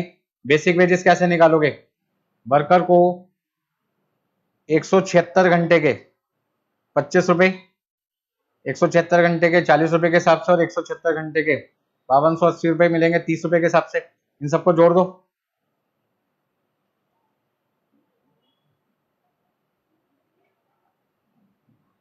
हाँ जी कोई दिक्कत इसमें? चलिए, तो टोटल वेजेस क्या आएगी, इन तीनों का सम, इन तीनों को प्लस कर दिया तो ये अमाउंट आ जाएगा आपके पास में। तो आपसे पहला आंसर क्या पूछा था, अमाउंट ऑफ बोनस अर्न और बोनस आवर्स। तो आपके पास में बोनस आवर्स आ गए और अमाउंट ऑफ बोनस आ गया। फिर आपसे पूछा टोटल वेजेस बताइए जिसमें बेसिक, ओवर टाइम और बोनस तीनों शामिल हो, तो तीनों आपने क्या कर दिया, ऐड कर दिया। तो तीसरा आंसर पूछे हैं वेजेस कॉस्ट पर 100 यूनिट। अब ये जो आंसर निकाला आपने 6116.67, 6116 रुपए 67 पैसे, ये जो वेजेज है वो कितनी यूनिट की थी, 10,000 की, और उसमें से 400 यूनिट क्या हो गई खराब। तो इसको हम कस्टमर को कितनी यूनिट बेचेंगे, हम कस्टमर को बेचेंगे 9600। तो 6116 रुपए 67 पैसे हम कितनी यूनिट के कस्टमर से चार्ज कर रहे हैं, 9600 के। हमें आंसर चाहिए 100 का, तो 9600 से डिवाइड कर दो और 100 से क्या कर दो, मल्टीप्लाई कर दो। 6116 रुपए 67 पैसे को 9600 से 9600 से डिवाइड करना है, 100 से मल्टीप्लाई करना है, तो आपका आंसर आएगा 63.72। दूसरे केस में 9882 रुपए 67 पैसे हम कस्टमर से चार्ज कर रहे हैं, 8000 माइनस 160 हम चार्ज कर रहे हैं 7840 यूनिट के। तो यदि 9882 रुपए 67 पैसे 7840 यूनिट के हैं तो 100 यूनिट के कितने होंगे, तो 9882 रुपए 67 पैसे को 7840 से डिवाइड करना है, 100 से क्या करना है आपने बेटा, मल्टीप्लाई। तो आपका आंसर आ जाएगा 126.05। ऐसे ही आपका लास्ट आंसर निकलेगा।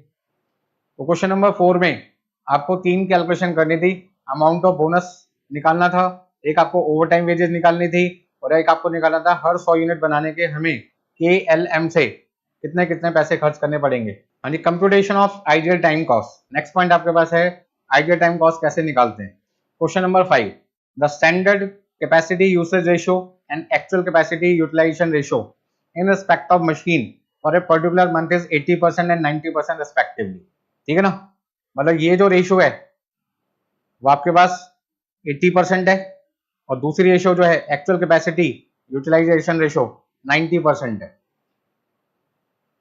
Available working hours in a month are 200 hours है। ब्रेकअप ऑफ आइडियल टाइम 5 घंटे वेटिंग फॉर जॉब, 4 घंटे ब्रेकडाउन, 3 घंटे वेटिंग फॉर टूल्स है। Calculate ideal time cost and present the same in tabular form when the hourly fix cost of running the machine is 8 rupees. मतलब हर 1 घंटे के हमारे को 8 रुपए खर्च करने पड़ते हैं। अब जितने घंटे काम नहीं होगा 8 रुपए के हिसाब से हमें उसको पैसे देने पड़ेंगे। तो सबसे पहले हमें देखना पड़ेगा जो हमारा आइडियल टाइम है वो कौन कौन सा है, नॉर्मल आइडियल टाइम है या abnormal। तो नॉर्मल है या abnormal है, दोनों का रेट 1 घंटे का कितना है, 8 रुपए। अब देखिए सबसे पहले क्वेश्चन को सॉल्व कैसे करना है। हाँ, स्टैंडर्ड कैपेसिटी यूसेज रेशो आपको रिलेशन बताता है किसके बीच में, आपके टोटल वर्किंग आवर्स कितने हैं, 200 घंटे। Total working hours and estimated working hours, total working hours और एस्टिमेटेड वर्किंग आवर्स के बीच में जो रिलेशन होता है उसे हम कहते हैं स्टैंडर्ड कैपेसिटी यूसेज रेशो। और इस रेशो को निकालने का फॉर्मूला क्या होता है, estimated working hours divided by total working hours into 100, जो कि ये आपको क्वेश्चन में कितने परसेंट दे रखी है, 80% दे रखी है। दूसरा आपके पास में एक्चुअल कैपेसिटी यूटिलाइजेशन रेशो दे रखी है, जो आपको रिलेशन बताता है किसके बीच में, estimated working hours and actual hours. और यहाँ पे जो फॉर्मूला है वो आपके पास है actual hours divided by estimated working hours into 100, और ये रेशो आपके पास कितनी है, 90% है। कितनी है भाई, 90%। अब क्वेश्चन में देखना पड़ेगा आपको क्या चीज दे रखी है क्या चीज नहीं दे रखी। तो सबसे पहले आपके पास है total working hours. Total working hours question में आपको दे रखे हैं 200, ठीक है जी। एस्टिमेटेड वर्किंग आवर्स और आपके पास है एक्चुअल टाइम या एक्चुअल आवर्स कह सकते हैं आप।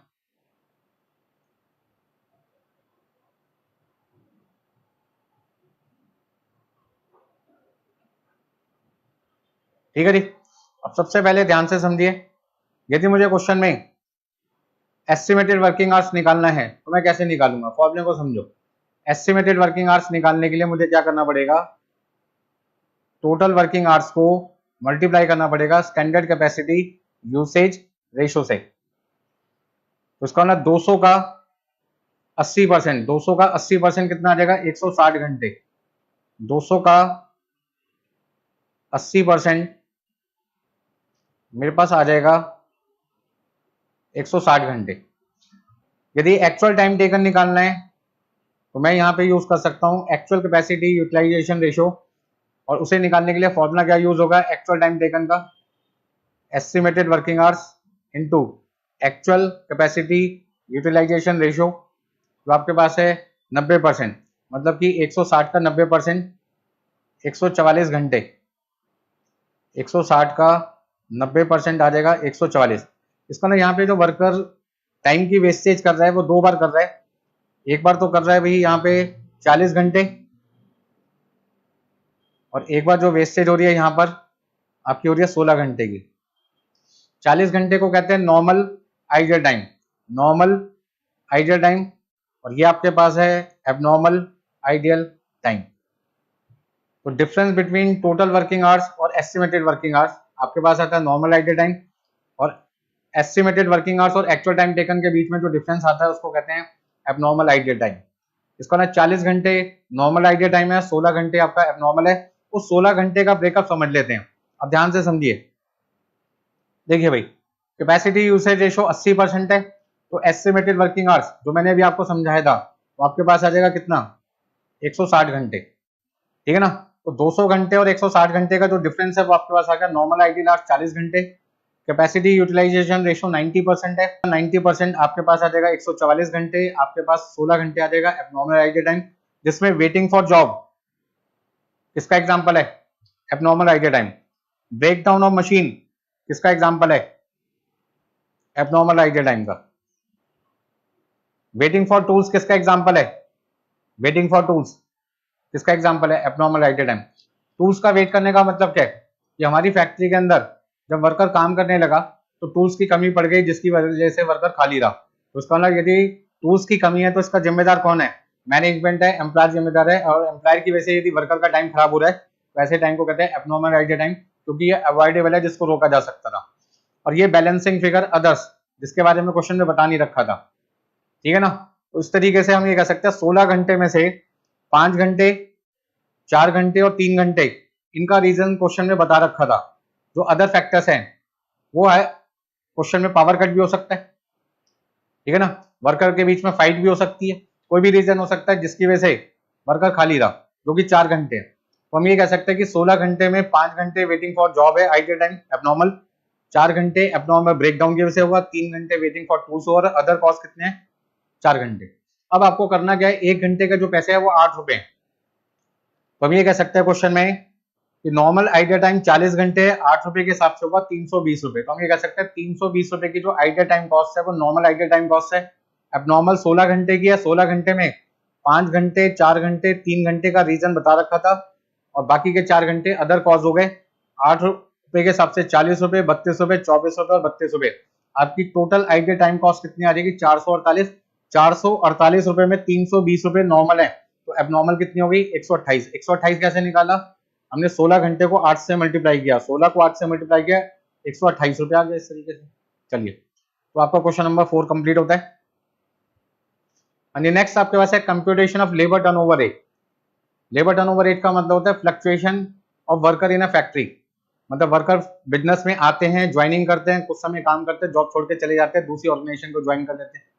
तो यदि हमारी ऑर्गेनाइजेशन में लेबर टर्नओवर रेट बहुत ज्यादा है तो ये हमारे लिए फायदा है, नुकसान है, ये नुकसान है, क्योंकि जो एफिशिएंट वर्कर है वो काम सीख के दूसरी कंपनी में हाई रेट पे चला जाता है, हाई वेजेस पे, और हमारे यहाँ पे नए वर्कर आते हैं, काम सीखते हैं और हमारी प्रोडक्शन क्या होती है, लॉस होती है, टाइम की वेस्टेज होती है, वेजेस का नुकसान होता है। तो लेबर टर्नओवर रेट क्या होना चाहिए, हाई नहीं होना चाहिए, कम होना चाहिए, बहुत कम भी नहीं होना चाहिए, बहुत ज्यादा भी नहीं होना चाहिए, इतना होना चाहिए कि एफिशिएंट वर्कर काम करे, लेस एफिशिएंट वर्कर चले जाएं। चलिए, तो सबसे पहला यहाँ पे लेबर टर्नओवर रेट, इसमें बड़ा डिस्प्यूट है इंस्टीट्यूट में और अदर इंस्टीट्यूट में। यानी computation of labour turnover rate निकालते टाइम बिग डिस्प्यूट, ठीक है जी, किसके बीच में, between ICMAI and other institute, ठीक है जी। क्या डिस्प्यूट है, ICMAI का जो स्टडी मटेरियल है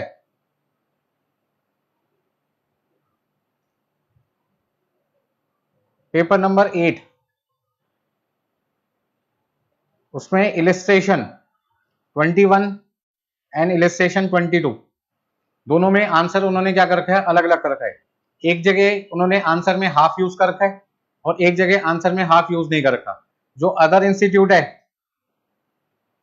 नॉट कंसीडर हाफ, ठीक है जी।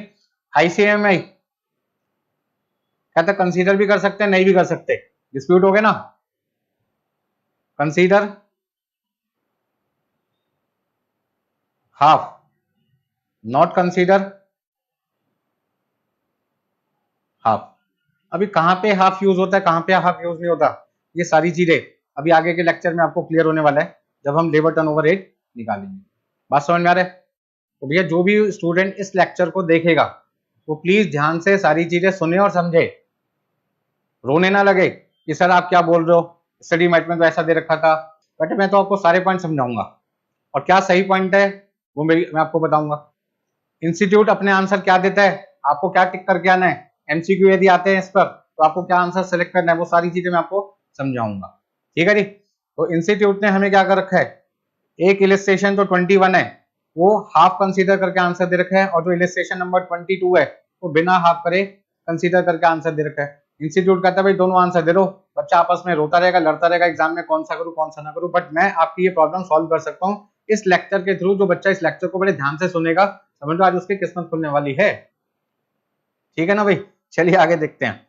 तो सबसे पहले लेबर टर्नओवर यदि किसी बिजनेस में हाई है तो पहले तो पॉइंट आता है लेबर टर्नओवर का मतलब क्या होता है, मूवमेंट ऑफ वर्कर, वर्कर का जॉब को बिजनेस को छोड़ के जाना, और जब वर्कर बिजनेस जॉब छोड़ के चला जाएगा तो उसकी जगह खाली हो जाएगी और बदले में नए वर्कर बिजनेस में आएंगे। तो वर्कर जाते हैं आते हैं, जाते हैं आते हैं, जाते हैं आते हैं, मतलब छोड़ के जा रहे हैं, नए वर्कर आ रहे हैं, फिर छोड़ के जा रहे हैं, फिर नए वर्कर आ रहे हैं। इसे कहते हैं लेबर टर्नओवर। और यदि किसी ऑर्गेनाइजेशन में हाई लेबर टर्नओवर है तो ये बिजनेस के लिए नुकसानदायक होता है, क्योंकि यहाँ पे जो एफिशिएंट वर्कर है वो दूसरी जगह जा रहा है और लेस एफिशिएंट वर्कर हमारी कंपनी को ज्वाइन कर रहा है, जिसको हम ट्रेनिंग दे रहे हैं, ट्रेनिंग पे खर्चा कर रहे हैं, उसका आइडल टाइम बढ़ेगा क्योंकि वो काम सीखने में देरी कर रहा है। ठीक है जी, चलो भाई। तो इनका मतलब हो गया ज्वाइन करना, आउट का मतलब हो गया लेफ्ट एंड डिस्चार्ज। अब लेफ्ट एंड डिस्चार्ज का मतलब होता है जॉब को छोड़ के जाना या हमने निकाल दिया। लेफ्ट का मतलब क्या हुआ, खुद छोड़ के चला गया। डिस्चार्ज का मतलब हमने धक्के देके निकाल दिया। चल भाई भाग जाए यहाँ से, आगे देखो। तो लेबर टर्नओवर के केस में आपके पास एक तो होता है आइडियल टाइम, दूसरा आपके पास है प्रोडक्शन और तीसरा आपके पास है potential working hours. Ideal time increase होगा यदि किसी ऑर्गेनाइजेशन में लेबर टर्नओवर क्या होता है, हाई। प्रोडक्शन क्या होगी, डिक्रीज होगी। और पोटेंशियल वर्किंग आवर्स क्या होंगे, इंक्रीज होंगे। अब ये पोटेंशियल वर्किंग आवर्स क्या होते हैं सर? पोटेंशियल वर्किंग आवर्स का मतलब है यदि वर्कर हमारी जॉब को छोड़ के ना जाता, तो मान लो वो 160 घंटे काम करता है एक महीने में, अब वो जॉब छोड़ के चला गया और उसने नोटिस दे दिया था कि भाई मैं इस दिन जॉब छोड़ के चला जाऊंगा। जिस दिन वो जॉब छोड़ के गया उस दिन एक नया वर्कर हमें नहीं मिल पाया, 4 दिन बाद मिला। एक दिन में वर्कर 5 घंटे काम करता, तो 4 दिन में कितने घंटे काम करता, 5 इंटू 4 20 घंटे। इसका मतलब क्या हुआ, 4 दिन तक एक नया वर्कर ना मिलने की वजह से पुराना वर्कर तो जॉब छोड़ के जा चुका, मशीन हमारी खाली पड़ी है 20 घंटे के लिए। वो 20 घंटे का है पोटेंशियल वर्किंग आवर्स। यदि नया वर्कर उसी दिन मिल जाता है जिस दिन पुराना वर्कर जॉब छोड़ के जा रहा है, तो हमारे यहाँ पे काम की रुकावट नहीं होती, मतलब काम बीच में रुकता नहीं, पुराना जा रहा है जाने दो, बदले में नया आ गया। उसे कहते हैं पोटेंशियल वर्किंग आवर्स। वो वर्किंग आवर्स जो वर्कर के डिले रिप्लेसमेंट की वजह से मशीन खाली रही। समझ में आ गई बात?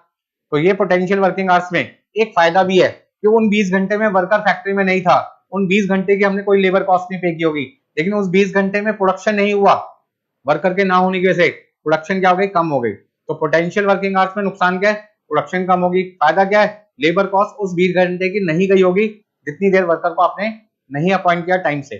चलो, आइडियल टाइम में दोनों नुकसान होते हैं, प्रोडक्शन का भी नुकसान होता है और पैसे भी साथ में जाते हैं, लेबर कॉस्ट भी जाती है आपकी। तो पहला point, labour turnover rate percentage में कैसे निकालते हैं वो सीखेंगे।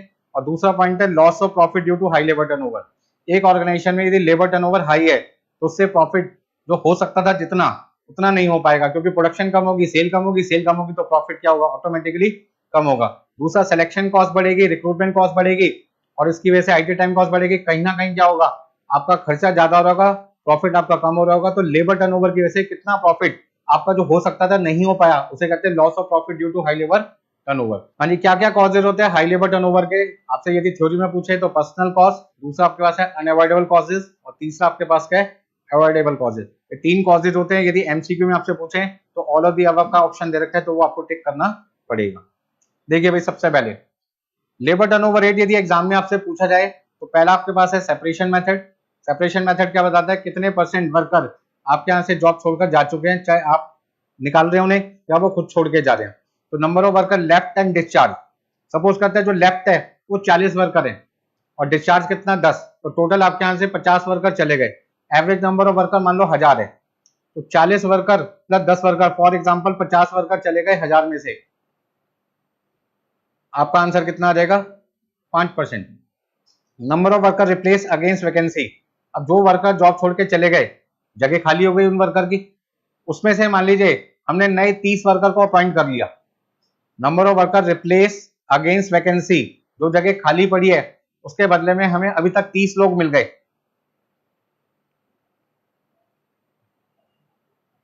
तो आपके पास आ जाएगा रिप्लेसमेंट मेथड से लेबर टर्नओवर रेट। तो लेबर टर्नओवर रेट में सेपरेशन मेथड क्या बताता है, कितने परसेंट लोग जो जॉब छोड़ के जा चुके, 5%, बदले में कितने लोग आ चुके, 3%। फ्लक्स क्या बताता है, टोटल फ्लक्चुएशन। फ्लक्स मेथड क्या बताता है, टोटल फ्लक्चुएशन।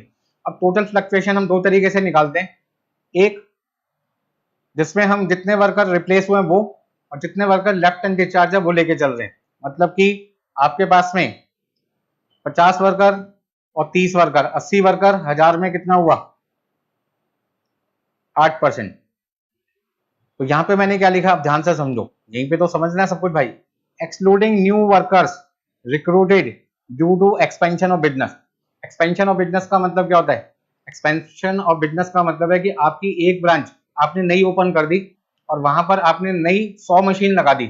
100 नई मशीन लगाने पर क्या हुआ, 100 नए रिक्रूटमेंट की रिक्वायरमेंट होगी, मतलब 100 नए वर्कर की रिक्वायरमेंट होगी, तो वो हो गया आपके पास में एक्सपेंशन। तो क्या आप फ्लक्स मेथड में एक्सपेंशन को शामिल करना चाहते हैं, हाँ या ना?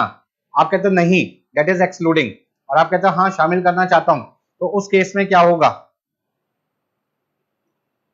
एक्सपेंशन भी यदि शामिल करते हो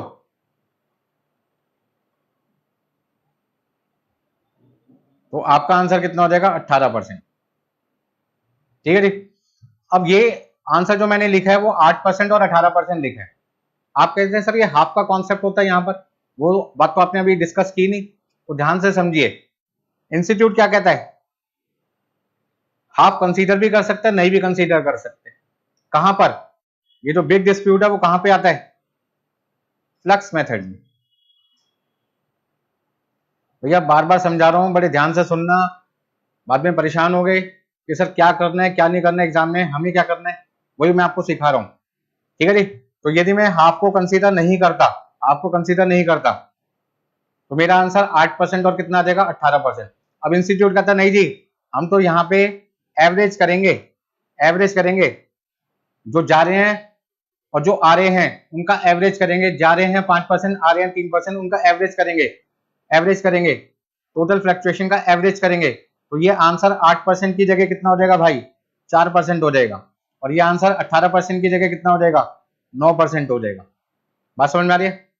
तो हाफ यदि कंसीडर करते हो तो आपका आंसर 4% और 9% हो जाएगा। हाफ कंसीडर नहीं करते तो आपका आंसर 8% और कितना आएगा? 18%। अब सर मुद्दे पे आ जाओ, काम की बात पे आ जाओ। सर हमें एग्जाम में क्या करके आना है? भाई हमें एग्जाम में दोनों तरीके से आंसर दिखा देना है। यदि आपका डिस्क्रिप्टिव क्वेश्चन आता है तो हम दोनों तरीके से करके दिखा देंगे, consider half, without consider half. अब एग्जामिनर की मर्जी है, वो इलस्ट्रेशन 21 को बेस लेके चलता है या 22 को बेस लेके चलता है। 21 इलस्ट्रेशन लेगा स्टडी मैट का तो हाफ दे रखा है उन्होंने, आंसर 4% 9% हो गया। और यदि 22 इलस्ट्रेशन को बेस लेके चलता है तो आपका आंसर हो जाएगा 8% और 18%। चलो पहला पॉइंट तो ये खत्म। अब सर यदि एमसीक्यू आ गया तो, सर एमसीक्यू आ गया तो क्या करेंगे? तो यदि आपसे फ्लक्स मेथड का आंसर पूछ रहे हैं और वहां पे एमसीक्यू पूछ रहे हैं, A option 4%, B option 5%, C option 6% और डी ऑप्शन 7%। तो अब आप देखो 4%, 5%, 6%, 7% किस में आएगा? आपके चार आंसर बनते हैं, 4%, 8%, 9%, 18%। भाई यदि फ्लक्स मेथड में मैं एक्सक्लूडिंग की बात करूं तो दो आंसर बनते हैं, 4% और 8%। और यदि मैं इंक्लूडिंग की बात करूं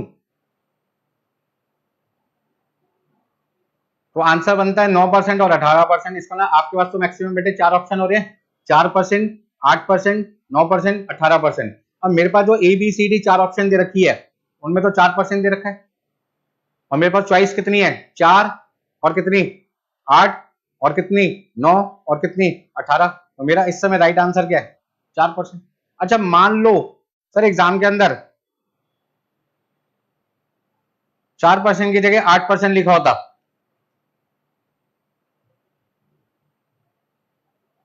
तो आंसर क्या होता? तो 8% ले लेता। ठीक है जी। सर अच्छा दोनों दे रखे होते तो 4% भी दे रखा होता और 8% भी दे रखा होता। वही सारे पॉइंट डिस्कस करने पड़ेंगे ना। सर 4% भी दे रखा, 8% भी दे रखा है, अब क्या करें? तो भैया ए आंसर भी लगा सकते हो और बी आंसर भी लगा सकते हो, लेकिन इंस्टीट्यूट ने अभी तक जो एमसीक्यू दिए हैं उसमें हाफ को बेस लेके आंसर दिया है। हाफ को बेस लेके आंसर दिया तो आपका राइट आंसर क्या हो जाएगा? 4% हो जाएगा। मतलब 8% भी ठीक है, 4% भी ठीक है, बट इंस्टीट्यूट आपको जो मार्क्स देता है एमसीक्यू में, जो अब तक करता है इंस्टीट्यूट, वो हाफ लेके चलता है। इसलिए हम भी क्या कर देंगे? हाफ लेके चलेंगे। जैसा इंस्टीट्यूट वैसा हम करेंगे, क्योंकि भैया हमें तो मार्क्स देने हैं आईसीएमएआई ने, अदर इंस्टीट्यूट ने थोड़ी देने। तो हम तो किसके हिसाब से चलेंगे? अपने इंस्टीट्यूट के हिसाब से चलेंगे। उन्होंने क्या किया? दोनों तरीके बता दिए, आपकी मर्जी है एवरेज लेके चलो या बिना एवरेज लेके चलो। पर यदि ऑप्शन में दोनों आंसर दे रखे हैं तो भैया हम भी क्या कर देंगे?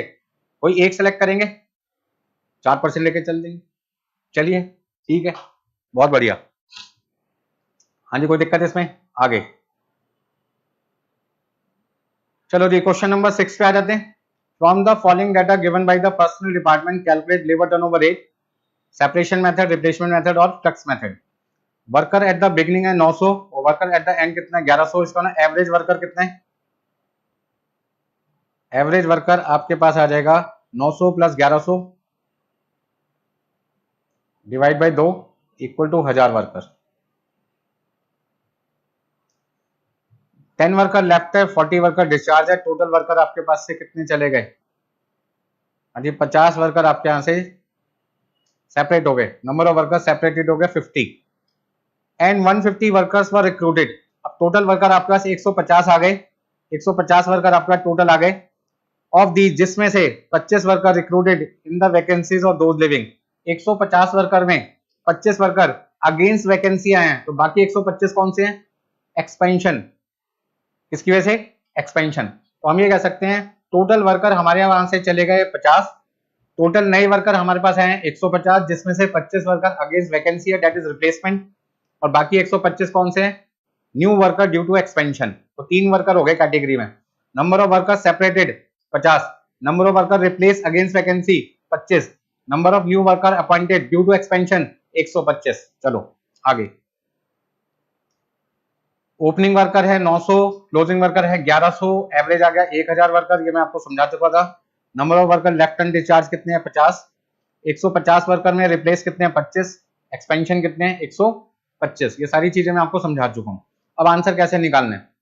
सबसे पहले लेबर टर्नओवर रेट निकालना है सेपरेशन मेथड से। सेपरेशन मेथड ये बताता है कि 1000 वर्कर में कितने वर्कर जॉब छोड़ के जा चुके। 50 वर्कर जॉब छोड़ के जा चुके 1000 में, मतलब कि 5%। रिप्लेस कितने वर्कर आपके रिप्लेस हो चुके, तो आप कहोगे जी 1000 में 25 वर्कर 2.5%। अब फ्लक्स मेथड, फ्लक्स मेथड में डिस्प्यूट आता है कि आपको हाफ लेना ही नहीं लेना। तो यदि एग्जाम में एमसीक्यू आता है और वहां पे आपको ऑप्शन देखने पड़ेंगे एबीसीडी में, यदि आपके पास हाफ वाला ऑप्शन है खाली, तो हाफ वाले को टिक करोगे। यदि हाफ वाला नहीं है, जैसे मैंने भी एग्जांपल में दिया था 8% वाला ऑप्शन है, बाकी ऑप्शन नहीं है, तो 8% को। यदि हाफ वाला भी दे रखा है, फुल वाला भी दे रखा है, मतलब consider half without consider half, दोनों ऑप्शन दे रखे हैं, तो इंस्टीट्यूट हमेशा किसको लेता है एमसीक्यू में? हाफ वाले को। आप भी किसको सेलेक्ट करके आओगे? हाफ वाले को। चलो अब फ्लक्स मेथड के हिसाब से ऑल्टरनेटिव 1, इग्नोर हाफ। हमने इग्नोर कर दिया हाफ को। तो labour turnover rate excluding new worker due to expansion, हम यहाँ पे एक्सक्लूड कर रहे हैं न्यू वर्कर को, 125 वर्कर को कंसीडर नहीं कर रहे। तो 50 और 25 75 वर्कर 1000 में होगा 7.5%। यदि मैं इंक्लूड कर रहा हूं उन 125 वर्कर को, तो 50 प्लस 25 प्लस 125 आपके पास आ गए 200, 200 1000 का कितना हुआ? 20%। अब यदि मैं इग्नोर हाफ की जगह कंसीडर हाफ करता हूं, तो 7.5 का आधा करना पड़ेगा और 20 का भी आधा करना पड़ेगा। अगले पेज पे देखो, यहाँ पे मुझे आधा करना पड़ेगा कंसीडर, मैं यहाँ पे क्या लिखूंगा? Consider half.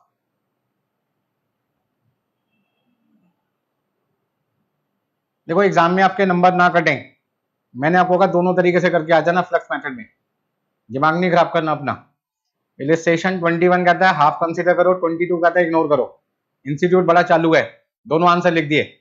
बच्चा मरता है तो मरने दो। तो यहाँ पे आ जाएगा 3.75 और यहाँ आ जाएगा 10%। 7.5 का आधा कर दिया 3.75 और यहाँ पे कितना आ जाएगा 10। अदर इंस्टीट्यूट क्या कहते हैं? आपका कोई कॉन्सेप्ट नहीं होता, वो तो लेते ही नहीं है। अदर इंस्टीट्यूट का मतलब क्या होगा? बीकॉम इंस्टीट्यूट हो गए, जहां पे भी बीकॉम के पेपर्स होते हैं, ठीक है जी। तो सीए इंस्टीट्यूट हो गया, वो भी कंसीडर नहीं करते, सीएस वाले भी नहीं लेते।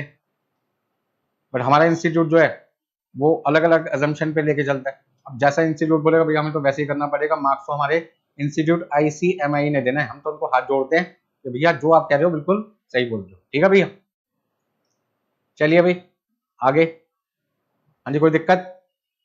Question number 7, the exact from the payroll of Messrs Maheshwari brothers कह सकते हैं आर एस फॉलोज। तो मैसर्स महेश्वरी ब्रदर्स, आपके पास में दे रखी इंफॉर्मेशन। नंबर ऑफ एम्प्लॉइज आपके पास है बिगनिंग में 150, एंड में कितना है? 200। एवरेज निकाल लो, तो एवरेज वर्कर कितना आएगा? 150 प्लस 200 डिवाइड बाई 2, 175। हाँ जी, रिजाइन का मतलब लेफ्ट और डिस्चार्ज का मतलब क्या हुआ? हमने हटा दिया टोटल कितने वर्कर लेफ्ट एंड डिस्चार्ज हो गए। हाँ जी, left and discharge 25। Replace due to resignation and discharge 20, इसका मतलब रिप्लेस आ गया।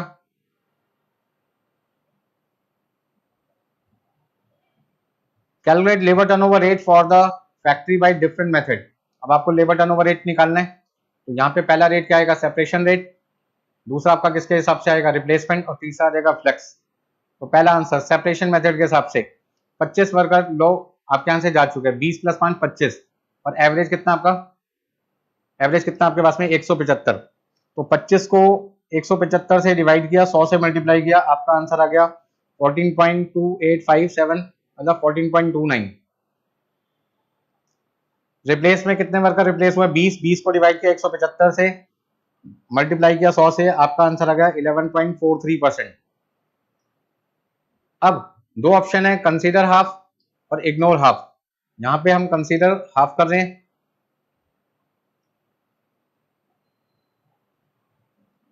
और यहां पे हम इग्नोर हाफ। भाई मैं पंगा नहीं लूंगा एग्जाम में, मैं तो दोनों तरीके से करके दिखाऊंगा और बोल दूंगा इलिस्ट्रेशन 21 हाफ को कंसीडर कर रहा है, इलिस्ट्रेशन 22 हाफ को कंसीडर नहीं कर रहा।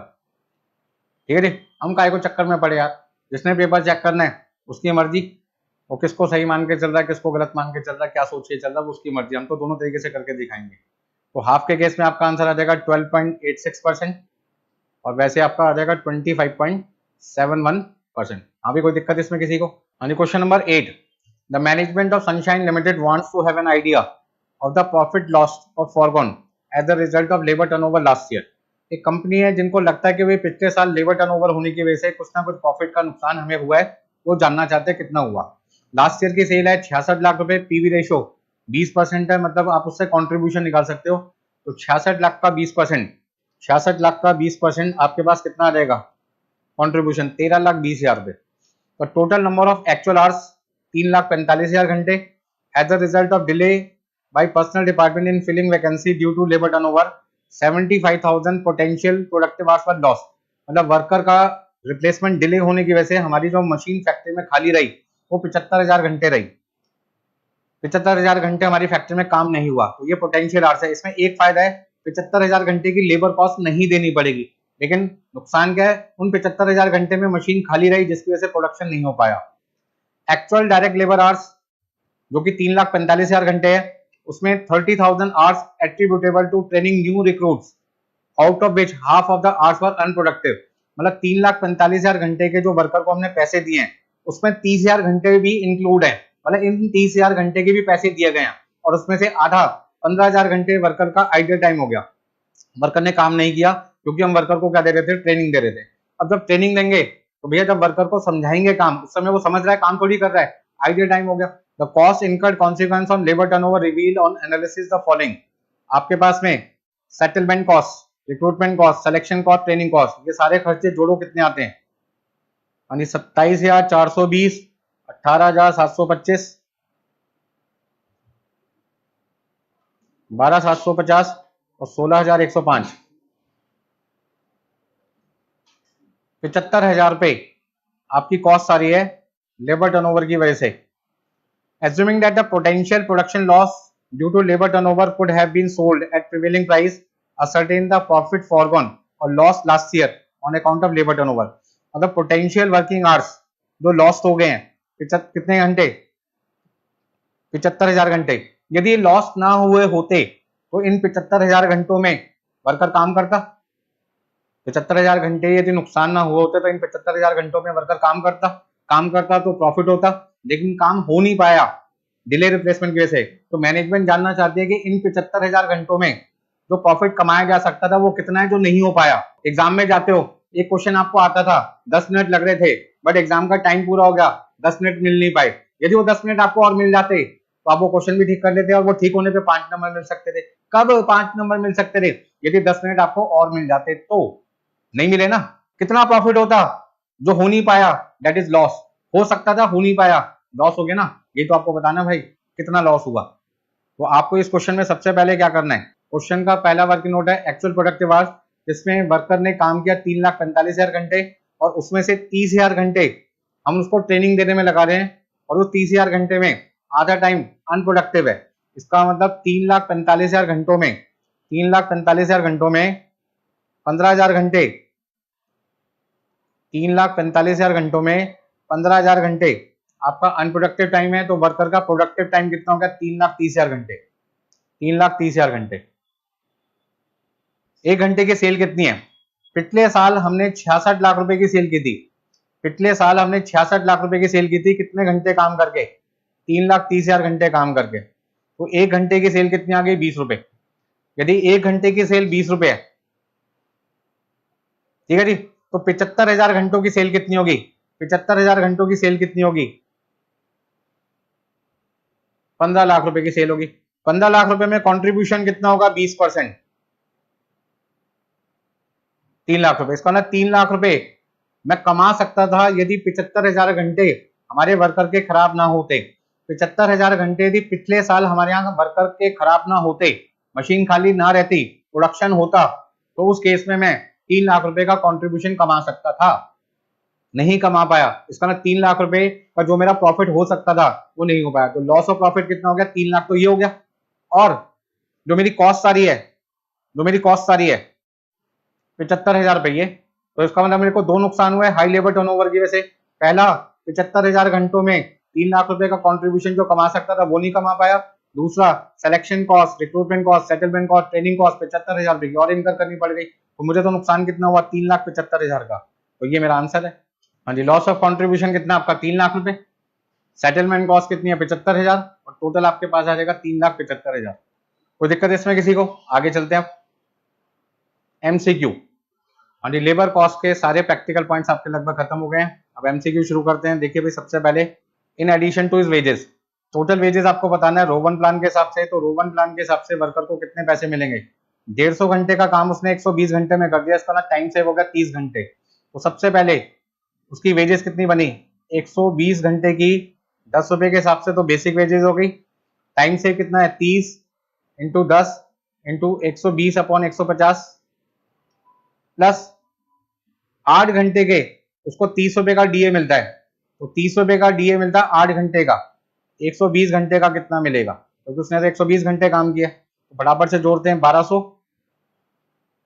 Plus 30 into 10 into 120 divide by 150, आपके पास आ जाएगा 240। और आपके पास आ जाएगा 30 into 120 divide by 8 equal to 450।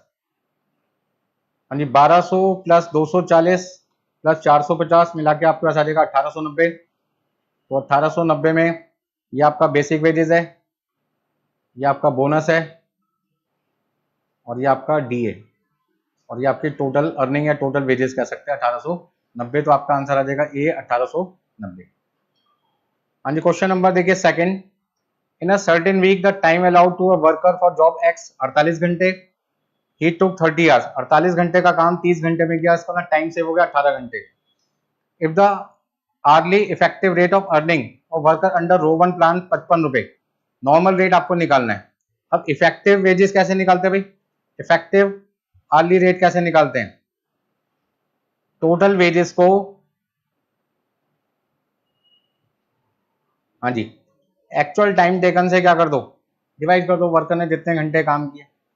तो अब आपका इफेक्टिव वाली रेट कितना है? 55 रुपए। एक्चुअल टाइम टेकन कितना है? आपके पास में है 30 घंटे। टोटल वेजेस आपको निकालना पड़ेगा। तो टोटल वेजेस कैसे निकालते हैं भाई? Actual time taken into hourly rate,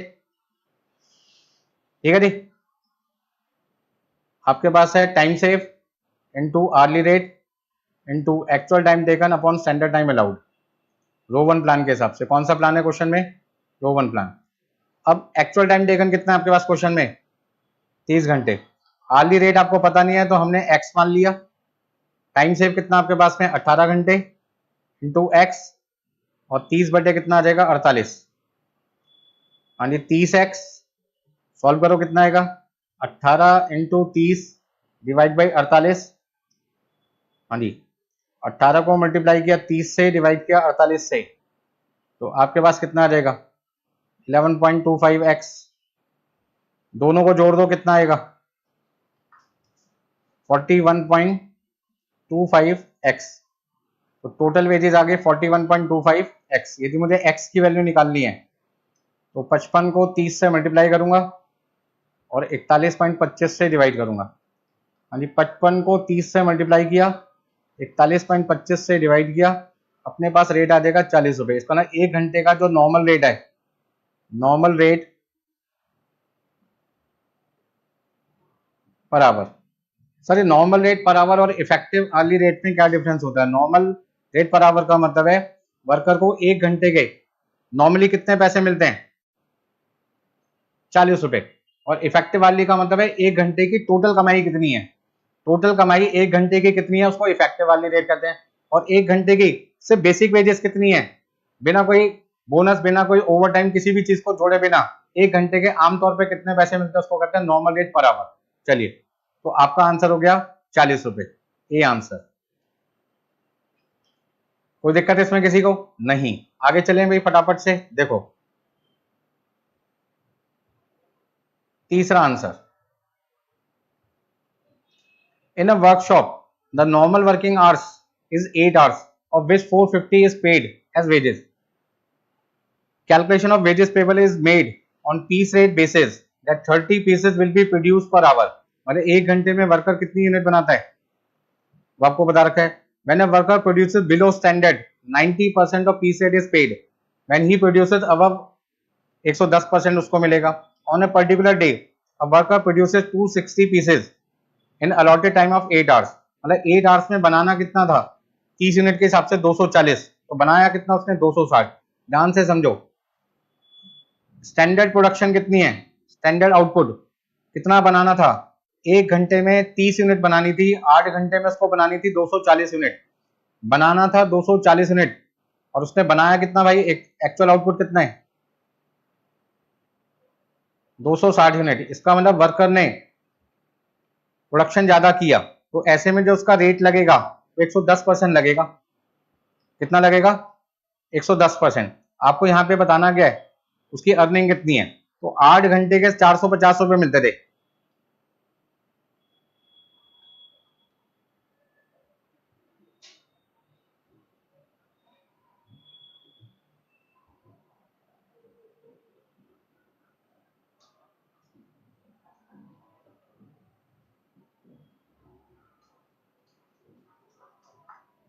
देखो भाई, अब हमें निकालना है वेजेस पीस रेट के हिसाब से। हाँ जी, देखिए वेजेस निकालना है पीस रेट के हिसाब से, जिसमें आपको एक्चुअल आउटपुट को मल्टीप्लाई करना है रेट पर यूनिट से। और यहाँ पे आपकी एक्चुअल आउटपुट स्टैंडर्ड से ज्यादा है तो 110%। अब एक्चुअल आउटपुट आपके पास है 260 यूनिट। एक यूनिट का रेट कितना है?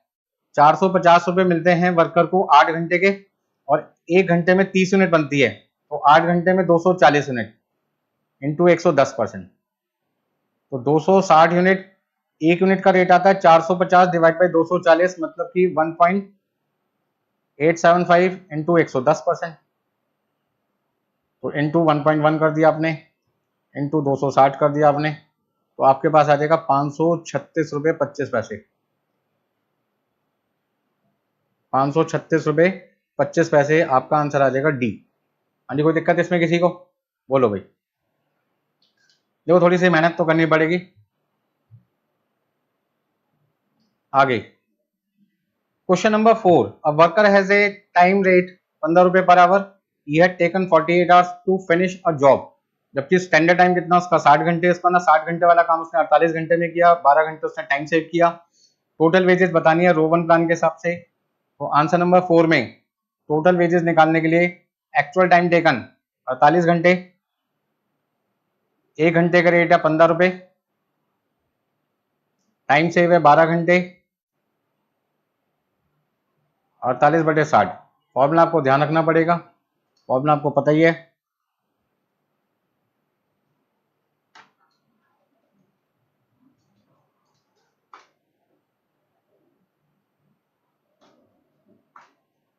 हाँ जी, 864 रुपए आंसर आ जाएगा आपका। अ वर्कर हैज कंप्लीटेड जॉब 35 घंटे में इंस्टेड ऑफ 40।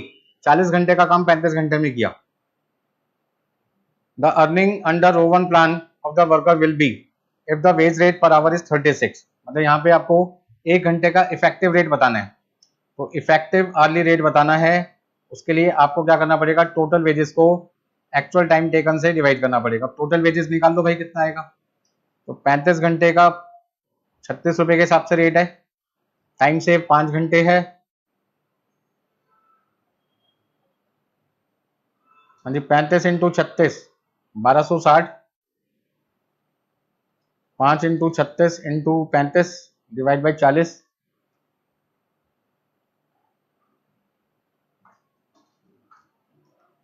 1417 रुपये 50 पैसे टोटल वेजेस आ गई।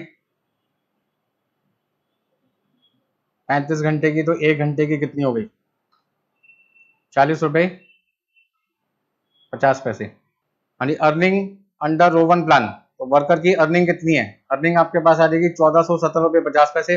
और यदि इफेक्टिव वाली रेट पूछे तो 40 रुपये 50 पैसे। तो आपसे पूछा क्या है? आपसे क्या पूछ रहे हैं? अमाउंट पूछ रहे हैं या रेट पूछ रहे हैं? The earning under Rowan bonus plan पूछ रहे हैं, अर्निंग पूछ रहे हैं। इसका मतलब आपका आंसर होगा 1417 रुपये 50 पैसे। क्वेश्चन नंबर 6 में देखो क्या पूछते हैं। In a factory a worker produce 14 units in a day of 8 hours. Wage rate आपके पास है 40 रुपए। स्टैंडर्ड आउटपुट पर आवर है 2 यूनिट। इसका मतलब 8 घंटे में कितनी यूनिट प्रोड्यूस की है? एक दिन में 14 यूनिट। जबकि 1 घंटे में यदि 2 यूनिट बनाते हैं तो 8 घंटे में 16। तो आगे देखते क्या लिखा है। Under differential piece rate system worker is paid 83% when is performance below standard, और 125% यदि स्टैंडर्ड से ज्यादा है। हाँ जी, स्टैंडर्ड आउटपुट कितना है? 2 यूनिट 1 घंटे में, तो 8 घंटे में कितना है? 16 यूनिट।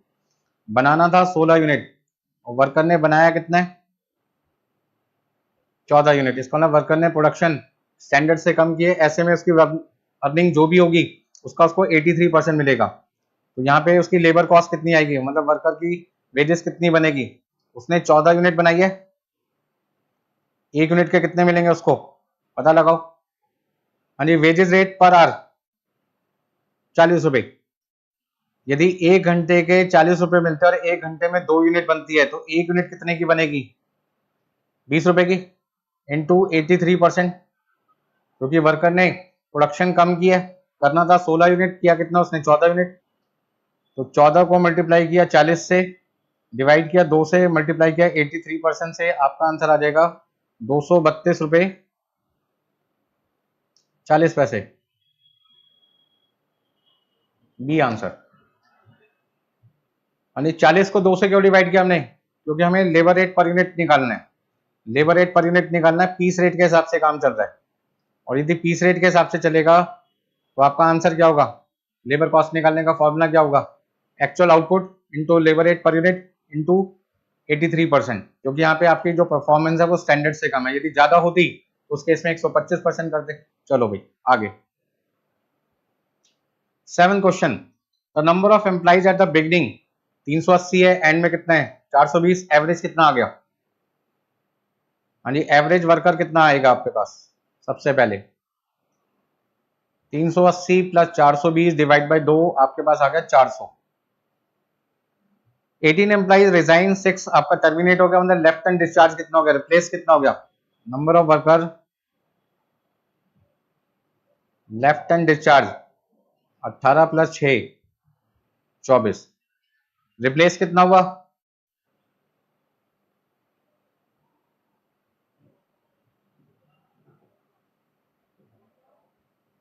हाँ जी, find labour turnover rate under flux method. Flux method से आंसर निकालना है। तो फ्लेक्स क्या कहता है?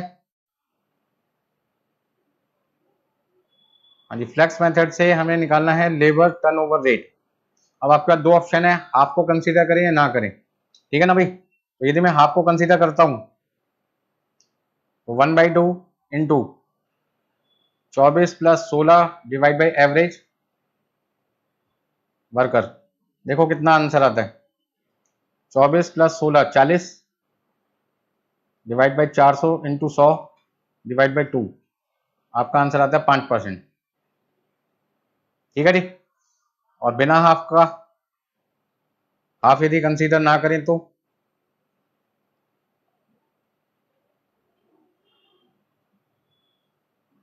अब देखो, हाफ को कंसीडर करता हूं तो 5% आता है, नहीं कंसीडर करता 10%। तो पहली चॉइस मेरी क्या होगी? हाफ वाली, जो इंस्टीट्यूट प्रेफर करता है, जो कि मुझे इन चारों ऑप्शन में नहीं दे रखा। तो मैंने बिना हाफ वाला लिया 10%, तो आपका राइट आंसर क्या हो जाएगा? 10%। ठीक है जी। चलिए, अ worker has produce 154 units in 10 hours instead of 15 hours. 15 घंटे का काम उसने कितनी देर में कर दिया? 10 घंटे में 154 यूनिट प्रोड्यूस की है, मतलब टाइम सेव किया। टाइम सेव किया तो कहीं ना कहीं हाल से प्लान आएगा या रोवन प्लान। रोवन प्लान की बात चल रही है, 1 घंटे का रेट है 30 रुपए, वर्कर की वेजेस बतानी है, तो टोटल वेजेस कितना आएगा, actual time taken into rate, time save आ गया 5 घंटे,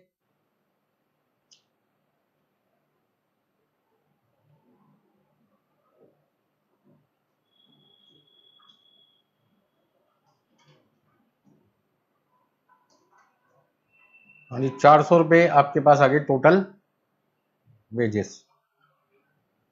Under Rowan plan, calculate the total earning and effective rate of earning per hour of three operator XYZ from the following particulars. Actual time taken आपके पास है 90 घंटे, 80 घंटे, 60 घंटे। Standard time fixed for producing 1 dozen article, 1 dozen को ना 12 unit बनाने में 100 घंटे। Time rate of wages ₹2 per hour, मतलब यहाँ पे the rate of wages per hour कितना है, मतलब टाइम रेट का मतलब 1 घंटे के रेट हो गए ₹2। अब हमें ये नहीं बता रखा है ये जो ऑप्शन है ABCD दे रखी है वो कौन से वर्कर का है, तो हमें तो XYZ तीनों का आंसर निकालना पड़ेगा भाई सबसे पहले। हाँ जी XYZ तीनों का आंसर निकालना पड़ेगा। कौन सा प्लान आपके पास है, रोवन प्लान, मतलब पहले बेसिक वेजेस निकालो। बेसिक का मतलब जितने जितने घंटे काम किया 2 से मल्टीप्लाई करो, तो आपके पास कितना कितना आ जाएगा, 180, 160 और 120। फिर बोनस निकालना पड़ेगा। बोनस कैसे निकालेंगे, 100 घंटे का काम 90 घंटे में किया, यानी 100 घंटे का काम यदि 90 घंटे में किया तो टाइम सेव कितना किया, 10 घंटे, इधर 20 घंटे, इधर 40 घंटे, तो रेट आपके पास कितना है, ₹2। अच्छा 90/100, 80/100 और 60/100, सॉल्व करो कितना कितना आएगा,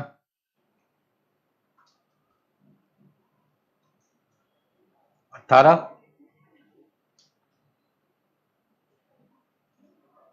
32,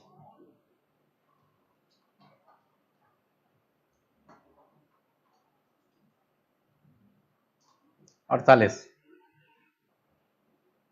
अच्छा सॉल्व करके आएगा 198 टोटल वेजेस, इधर आ जाएगा 192, इधर आ जाएगा 168, और आपके पास में एक्चुअल टाइम टेकन कितना है, 90 घंटे, 80 घंटे और 60 घंटे। तो इसमें देखो दो आंसर पूछे थे, एक टोटल वेजेस और एक इफेक्टिव रेट। तो यहाँ पे जो ऑप्शन है उसमें टोटल वेजेस वाला तो कोई भी आंसर नहीं है, हो सकता है इफेक्टिव रेट पर आवर। अच्छा 198 को हमने डिवाइड किया 90 से, आपके पास आ जाएगा 2.2। 192 को हमने डिवाइड किया 80 से, आपके पास रेट आ जाएगा 2.4, और 168 को डिवाइड किया आपने 60 से, आपके पास रेट आ जाएगा 2.8। अब आप देखो 2.8, 2.2 और 2.40 इनमें से कौन सी वैल्यू आपको दे रखी है, तो 2.80 दे रखी है, इसका मतलब इफेक्टिव अर्ली रेट आपको दे रखा है जेड वर्कर का, तो आपका राइट आंसर हो जाएगा सी। निकाल के हमें सबका देखना पड़ेगा क्योंकि हमें नहीं पता कि आंसर एक्स वाई जेड कौन से वर्कर का ऑप्शन में दे रखा है। चलिए नेक्स्ट क्वेश्चन आपके पास आ गया 10th क्वेश्चन में आपको देखो वर्कर एट द बिगिनिंग है 250, एंड में कितना 400, तो सबसे पहले क्या निकाल लो, एवरेज।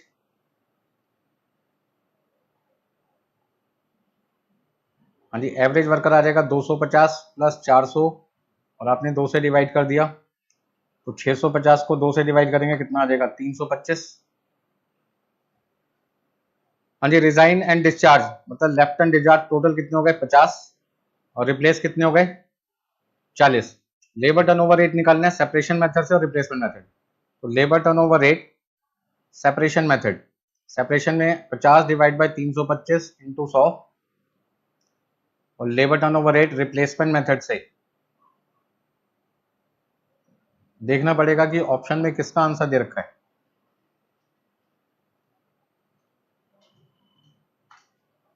ये आपके पास आ रहा है 15.385, और ये आपके पास आ रहा है 12.307, ठीक है ना, तो 31 लिख देते हैं। हाँ जी 15 कोई भी ऑप्शन में नहीं दे रखा है, 12.31 आपको दे रखा है सी, तो उसको ना आपको यहाँ पे जो लेबर टर्नओवर रेट दे रखा है वो ऑप्शन में किसका दे रखा है, रिप्लेसमेंट मेथड का। Which one of the following does not account for increasing labour productivity. यानी हम लेबर प्रोडक्टिविटी को इंक्रीज करना चाहते हैं, उसमें किसको कंसीडर नहीं करते? हाई लेबर टर्नओवर, क्योंकि हाई लेबर टर्नओवर तो हमारी प्रोडक्टिविटी को रिड्यूस करता है, ठीक है ना।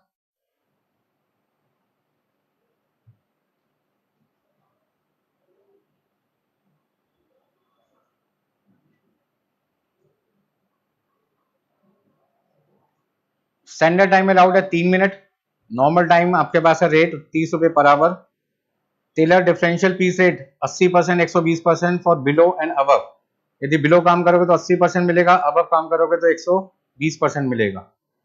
वर्क का डब्लू 225 यूनिट बनाता है 8 घंटे में, उसकी अर्निंग बताइए कितनी है। तो सबसे पहले यहाँ पर जब भी डिफरेंशियल पीस रेट आता है, आपको क्वेश्चन में एक तो निकालना है स्टैंडर्ड आउटपुट और एक आपको निकालना है एक्चुअल आउटपुट।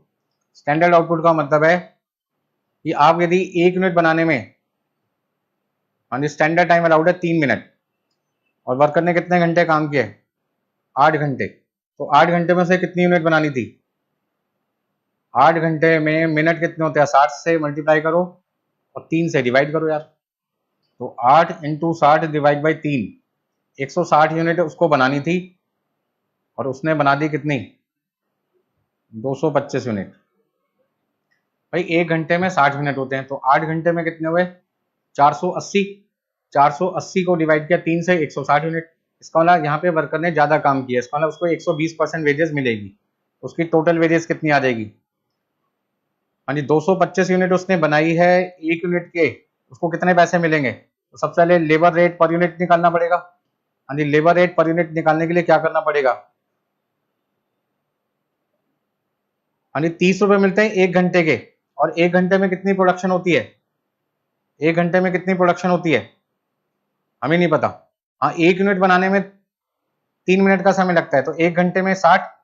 तो यहाँ पे हमें क्या करना पड़ेगा? लेबर रेट, हाँ जी labour rate per hour divided by output per hour. अब 1 घंटे में कितनी आउटपुट बनेगी? 1 घंटे में 60 मिनट होते हैं और 1 यूनिट बनाने में 3 मिनट लगते हैं, इसका मतलब 20 यूनिट।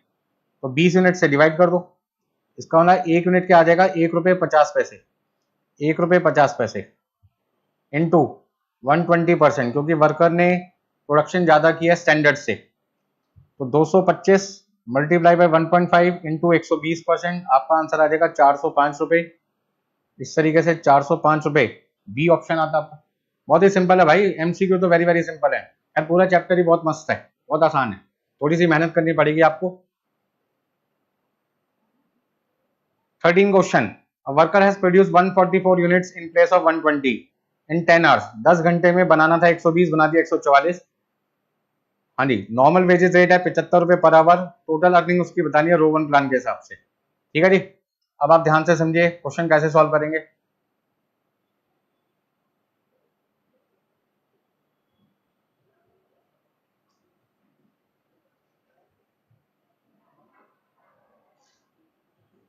सबसे पहले आपको निकालना पड़ेगा स्टैंडर्ड टाइम अलाउड और एक्चुअल आउटपुट।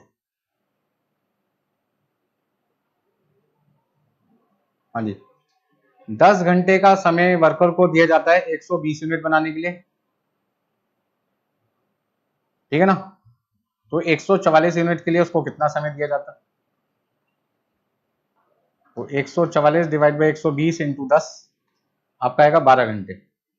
वर्कर को मिलने थे 12 घंटे, वर्कर ने एक्चुअल टाइम टेकन, ये सारा का सारा काम 144 यूनिट 10 घंटे में बना दी, मतलब कि वर्कर ने टाइम सेव कितना कर दिया? 2 घंटे। अब टोटल वेजेस कितनी आएगी? Actual time taken into rate per our plus time save into rate per our into 10/12, तो आपका आंसर आ जाएगा 750 प्लस 150 इंटू 10 डिवाइड बाई 12, 125। तो आपका आंसर आ जाएगा, हाँ जी 125 प्लस 750 इक्वल टू 875 रुपए। Question number 14, there were 5000 workers in a factory on 1st April, new entrant in service during the year 250, separation कितना है? 130, लेबर टर्नओवर रेट आपको flux method से निकालना है।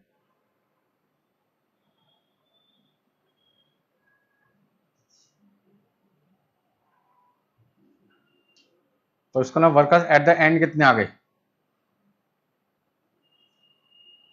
हाँ जी, वर्कर्स एट द एंड शुरू में कितने थे? 5000, आए कितने? 250, चले गए 130। तो 5000 प्लस 250 माइनस 130 इक्वल टू आपके पास आ गया 5120। अब एवरेज वर्कर कितना आ जाएगा? Opening worker plus closing worker divided by 2, 5060 worker. हाँ जी, आंसर किससे पूछ रहे हैं? फ्लेक्स मेथड से। फ्लेक्स मेथड में दो आंसर हो सकते हैं, एक बार हाफ वाला,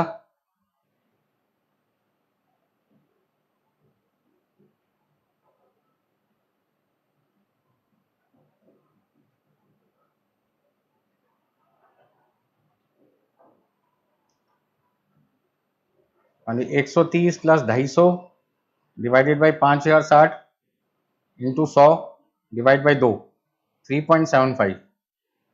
हाँ जी, आंसर मैच कर रहा है।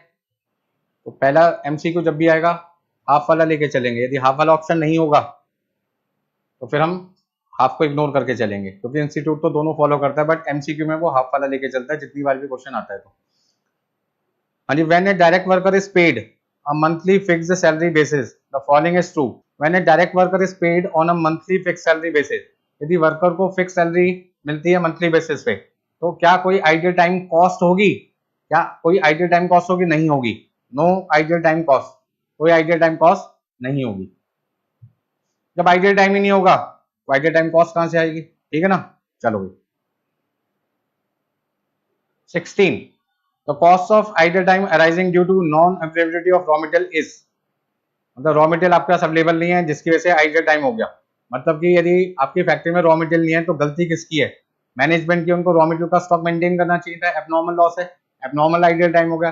एबनॉर्मल आइडियल टाइम की जो कॉस्ट होती है वो मैन्युफैक्चरर को बियर करनी पड़ती है कॉस्टिंग पीएनएल से। Ideal time is time spend by worker in office, time spend by worker in factory, time spend by worker of their worker. Of का मतलब वर्कर फैक्ट्री में तो है लेकिन वो काम नहीं कर रहा, वर्कर काम नहीं कर रहा, खाली बैठा हुआ है, ideal time of their worker, ये मेन पॉइंट था। Over time is, over time का मतलब क्या है? नॉर्मल टाइम से ज्यादा टाइम काम करना, मतलब आपका जो एक्चुअल टाइम टेकन है वो ज्यादा है किससे? नॉर्मल टाइम से। तो नॉर्मल आवर्स से ज्यादा, यदि आपका एक्चुअल आवर्स है, actual hours being more than normal hours, actual hours being more than normal hours, ये आंसर हो जाएगा आपका। Time and motion study is conducted by the engineering department. यदि आप अपना स्टडी मटेरियल देखोगे तो पहले ही पॉइंट जहां पे टाइम एंड मोशन स्टडी आता है वहां पे हेडिंग लिखा होगा कि कौन सा डिपार्टमेंट इसकी कंप्यूटेशन करता है, कंडक्ट करता है, इंजीनियरिंग डिपार्टमेंट।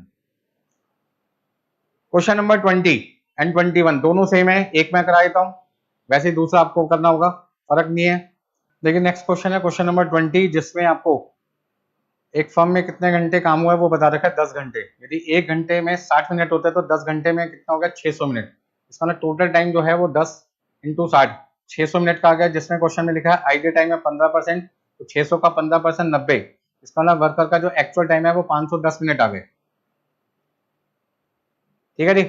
अब परफॉर्मेंस रेटिंग दे रखा है 120%, इसका मतलब है कि एक 510 का यदि मैं 120% कर दूं तो मेरे पास आ जाएगा नॉर्मल टाइम, मतलब वर्कर का जो नॉर्मल टाइम है वो 120% है एक्चुअल टाइम का। तो 510 का 120% किया, आपके पास आ गया 612। फिर क्वेश्चन में लिखा है relaxation allowance 10% of standard time. अब देखो आपके पास में एक तो हो गया नॉर्मल टाइम, एक आपके पास है स्टैंडर्ड टाइम और रिलैक्सेशन अलाउंस। तो ये इसका तो 1/10 है, तो इसका कितना होगा? 1/9। सेम वही कॉन्सेप्ट यूज करना है जो हम प्रॉफिट निकालते टाइम करते हैं कि सेल का 1/10 है तो कॉस्ट का कितना होगा? 1/9। तो हमने यहाँ पे किया 612 का 1/9, हमारे पास आ जाएगा 68, और टोटल हमारे पास जो स्टैंडर्ड टाइम है वो 680 मिनट आ जाएगा। कितनी आउटपुट बनाने का? 600 यूनिट बनाने का। तो 680 को 600 से डिवाइड किया, आपके पास आ जाएगा 1.133। क्वेश्चन नंबर 21 सब कुछ सेम है, सिर्फ आपके पास जो आउटपुट है वो 600 की जगह कितनी है? 350। तो जो आपने आंसर निकाला था 680 मिनट, उसे 350 से डिवाइड कर दो, आपका आंसर आ जाएगा 1.943। तो पहला जो पार्ट होगा उसका आंसर हो गया बी और 21 का आंसर क्या हो जाएगा ए। इस तरीके से आपके सारे एमसीक्यू क्या होते हैं, कवर होते हैं और लेबर चैप्टर का आपका रिवीजन खत्म होते हैं।